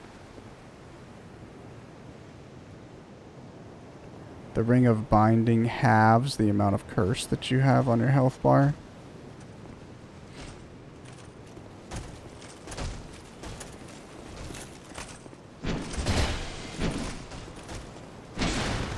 Okay, what in the hell is going on there? And I'm pretty sure they moved it to that chest right there. Or they moved it somewhere in this area. It's still in this area, but they just put it in a different location. Okay, nope.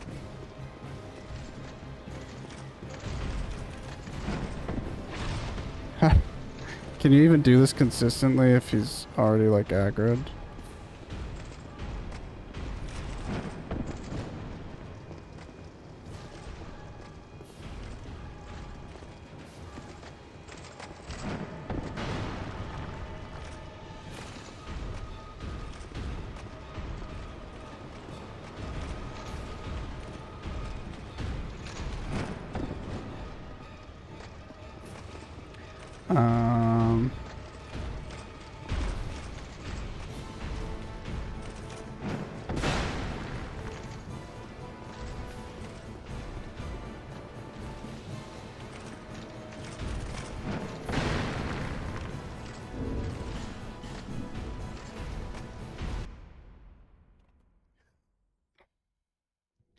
Yeah, I've only seen them in randomizer, so I don't care where we get them. Do you prefer not to be told where things are?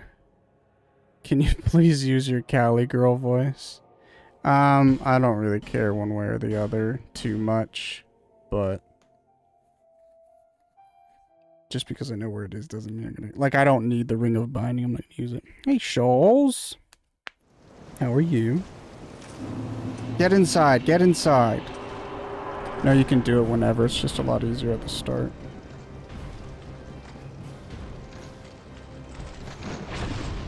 Ooh, okay.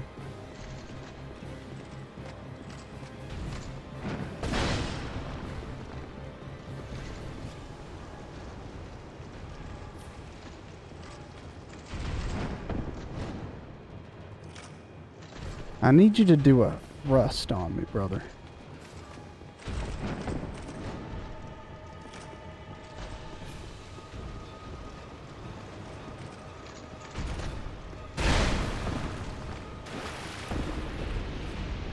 Hmm. 60-minute walk to King's Cross. Glad training is done. We had to roleplay. I'm guessing it was cringe. Did you get out early, so are there still people like stuck behind that are roleplaying right now? What was the roleplay like? And are you a better team leader now that you have gone through this this training? I think I just got a bone shard, right? I was supposed to. I thought that's what that loot was. The thing that upgrades your Estus flask?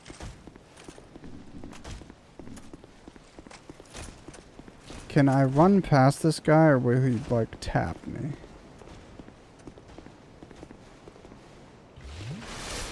Look at them running at 2 FPS.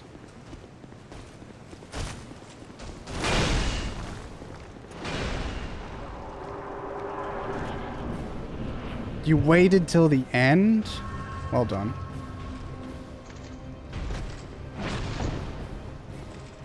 Oh.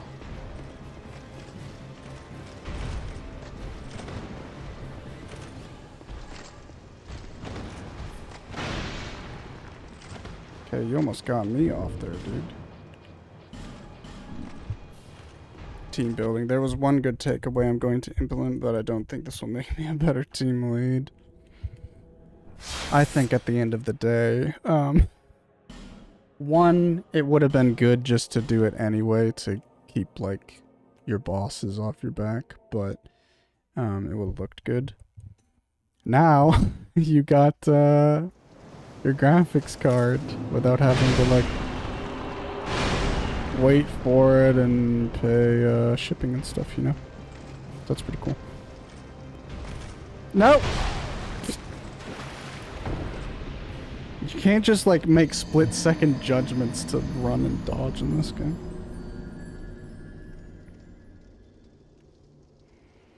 Well, I'm glad it's over. So you have to walk an hour to King's Cross, and then you still gotta do all the rush hour trains and stuff. Tubes. Apparently we have more of these to look forward to in the new year.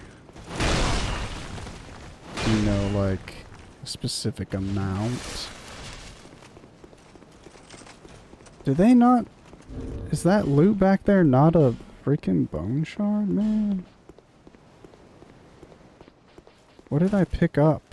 Behind that first hammer guy, there's a corpse.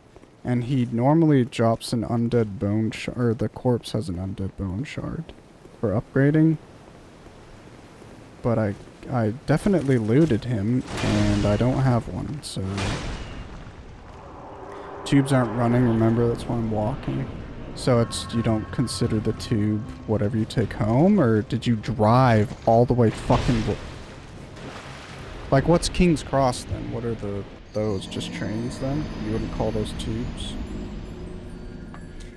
I guess tubes are underground in London, and then outside of London they're all overground, so they're just trains.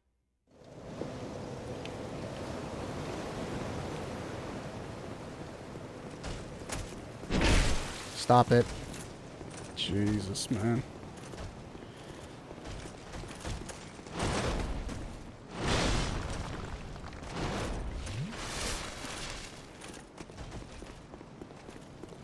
Oh yeah, I wanted to go fight the old Dragon Slayer before Dragon Rider. Because when I kill Dragon Rider, all these Hyde Knights are gonna come to life.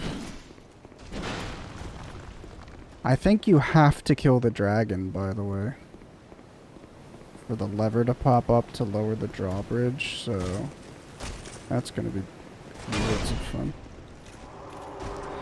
King's Cross has an underground, yes, but it's also overground.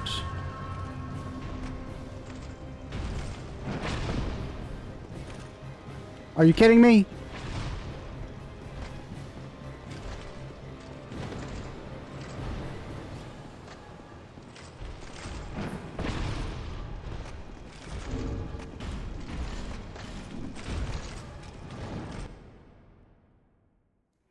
So it's where I have to go and where most trains go from when you're leaving London. Same as Paddington and Euston are all undergrounds that are all also main stations to get the fuck out of this shithole. Ooh. Well, you're gonna be home in probably a couple hours at this point, but it is over until the middle of fucking October, whenever you have to go back.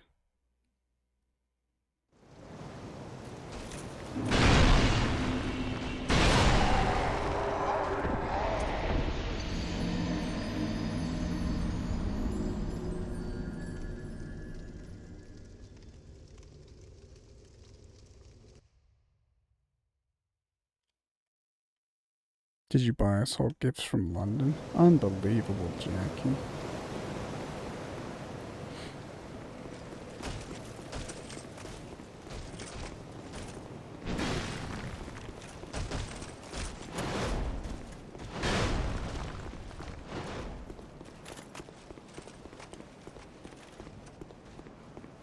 Everything itches.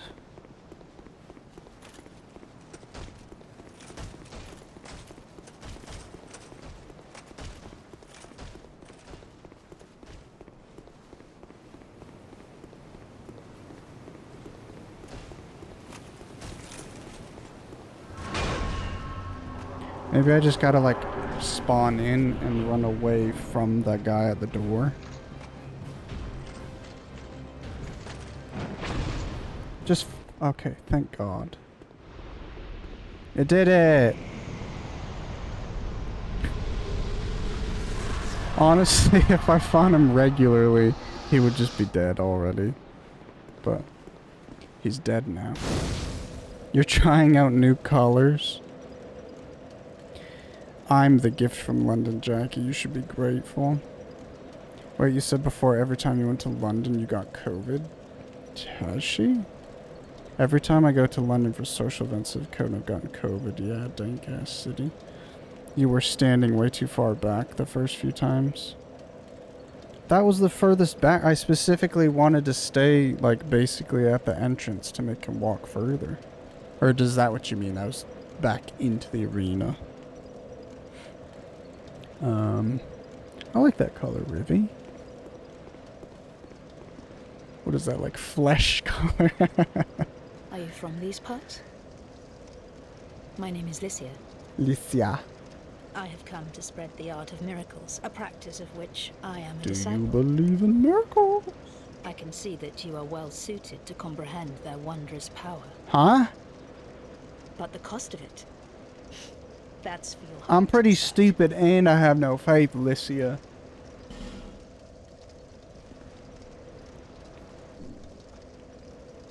So check this out. Okay, fuck off. So this ring... oh, I wish it told you specifically how much it increases. It doesn't tell you. But if this increases by 5, that's crazy. I will never use the faith, but if this increases faith by 5, then that makes me think there's a dexterity and a strength ring that'll also increase it by 5, you know? Do you believe in miracles?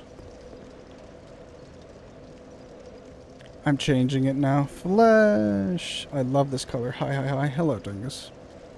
Okay, let's see the new color. Yes, let's. My ears hurt, guys. The, these IEMs aren't, like, incredibly uncomfortable. Not every time I wear them, my ears aren't in pain, but if I wear them a certain way, they're very quick to irritate my ears. Okay, now everybody's alive. This is not good. Nope. Can I cancel? Can I cancel? Can I cancel? Can I cancel? Was that just okay, I hate Hide Nights, dude.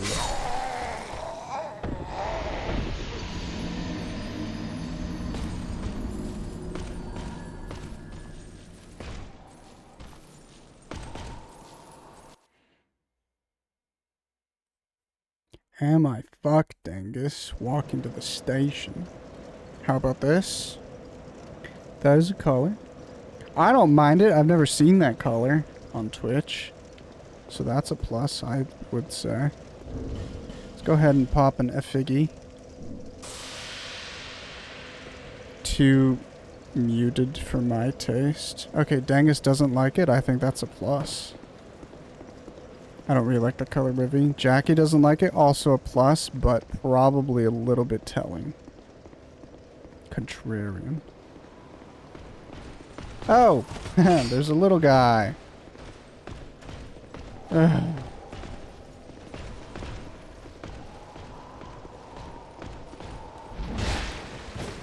Oh, he got staggered.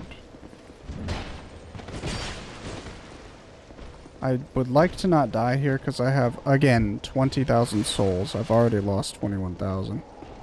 And I don't believe in miracles. Everybody recovers so quickly.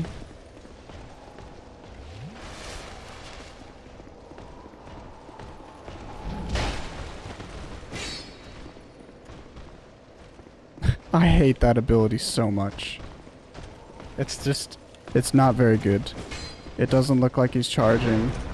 All he does is lift his sword up. That's the only tell. It's very awkward. I don't like it. Come back!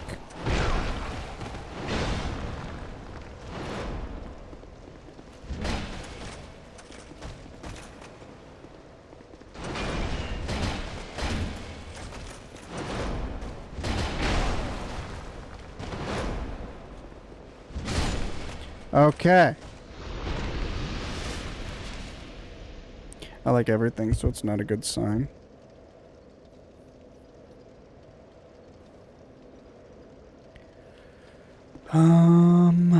Let's continue.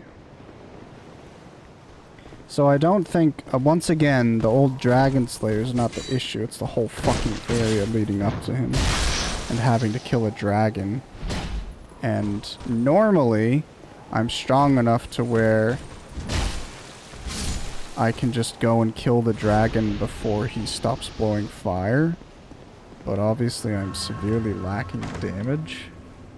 So this might have to be I come back later. Yeah, there's the ring of binding.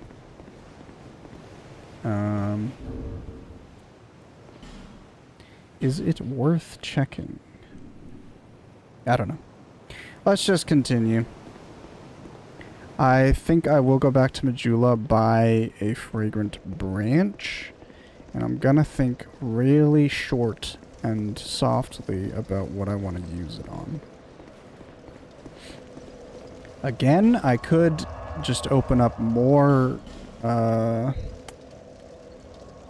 could go use it on Rosabeth, just so I have access to that route if I want to go down there, if I get stuck somewhere else. I feel like it's kind of a waste to use it in Betwixt because I think I get an Estus shard out of that, which is not terrible, but also it's not going to really help too much in this run.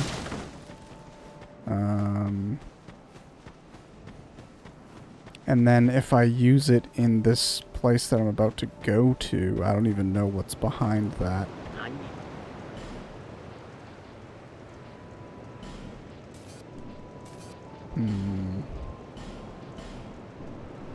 Thank you kindly. Do I have more shards? That's crazy. Am I insane though? Do you not get an undead bone shard from that area? Maybe if I like kill the dragon or something. Bit insane. Only one shard, so that's nothing. I thought for sure you could also buy Titanite shards. Ah, you can. Okay, let's do this. I need 4.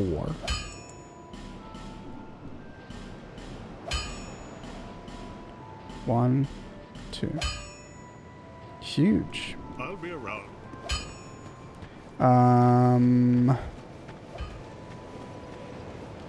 I'm gonna go ahead and set up cops. I'm gonna bring out the cops. Short and soft like you, indeed. 60-minute walk, huh? That's insane. At least you're getting in walks, I suppose. Oh, the lady didn't come. When does she move? Maybe if I were to beat another boss. I never do Hyde's Tower of Flame without fighting both the bosses at once, so... This is new and fresh. Do I not get... You should get awe stones for all the bosses, too. Or else, how are you supposed to get awe stones? Like, where do you farm them?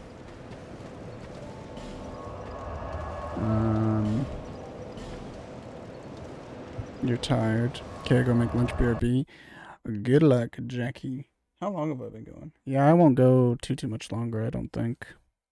Just hit 4 hours and kind of call it. I guess I'll just get to the wharf. Like that first bonfire. So after this little area, and then I'll probably call it there. Bum-ba-dum-bum. Which means today we did 3 bosses. We did Last Giant, the Pursuer, and the Dragon Rider. We fully explored what we could of the Forest of Fallen Giants.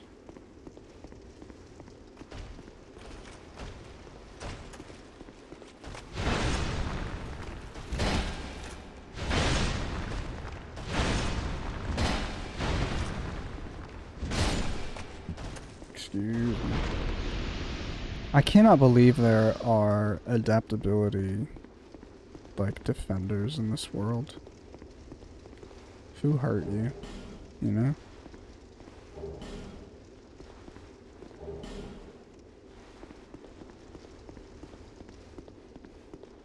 What if I just went frostier? Is that frostier to you? It's a bit like greenier. It's like a greeny brown. You are a bit frosty. How do you get those colors, Rivy? You are a Twitch subscriber. I wonder if you get Twitch Turbo if you have access to like color customization and stuff. Anybody know? Anybody know? Oh, that's the way forward. Awkward.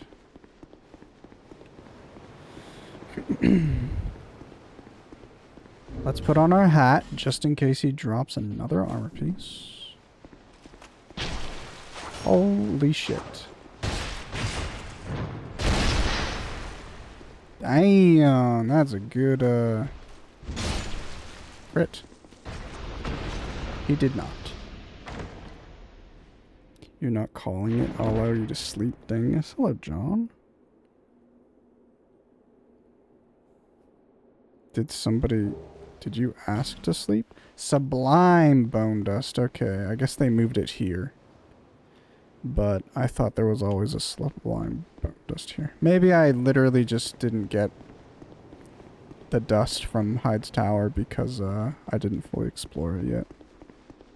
So we'll get that later on.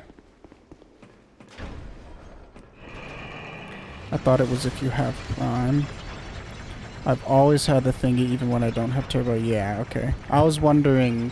It's from Amazon Prime, but I was wondering if you don't have Prime, do they also let you do that if you have Turbo?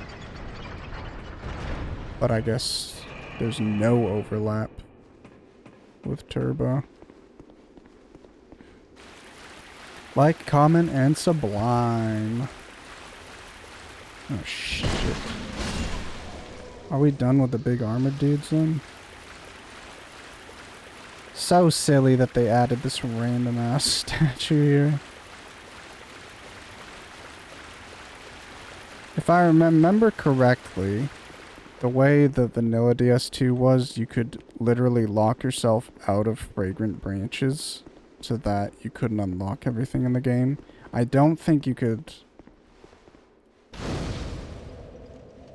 There's probably no way that you could use fragrant branches so that you would never, like, you would be locked out of Rosabeth. But after Rosabeth, there's a lot of opportunity to misuse them. Why is Lucatil not here? Oh, she's moved. That's right. We love moving NPCs. But yeah. So that's about 4 hours today. Isn't her name Rosabeth? The lady you can give clothes to and she'll wear whatever you give her.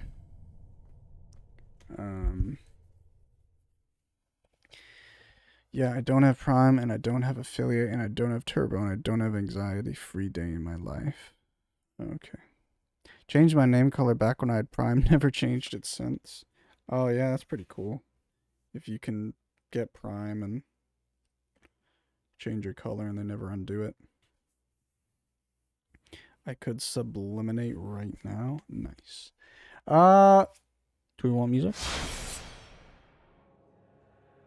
That's Dark Souls 2, day 1. 4 hours today. I will call it there. Get to working. I think I will update this in the future. It just says no leveling run in the title, but maybe it's worth it to put the champions also in the title. Not leveling in DS2. Also joined the company of champions, which I think just makes everybody do more damage and have more health maybe. And you can't summon, so that's fun. I think I'll probably return for this tomorrow. Thank you for stream. So glad I got to be here for the majority of it. Yeah, sorry. I think I'll continue this probably tomorrow. If I don't continue this tomorrow, I won't be playing Monster Hunter tomorrow, so I don't know what else I would do. So yeah. Probably we'll just continue this. And yeah. That's all I got. Thanks everybody coming by. Anybody who lurked, anybody who chatted, anybody who just said hi. Have a fantastic rest of your Tuesday in it. And see you soon. Bye-bye. Bye. Bye.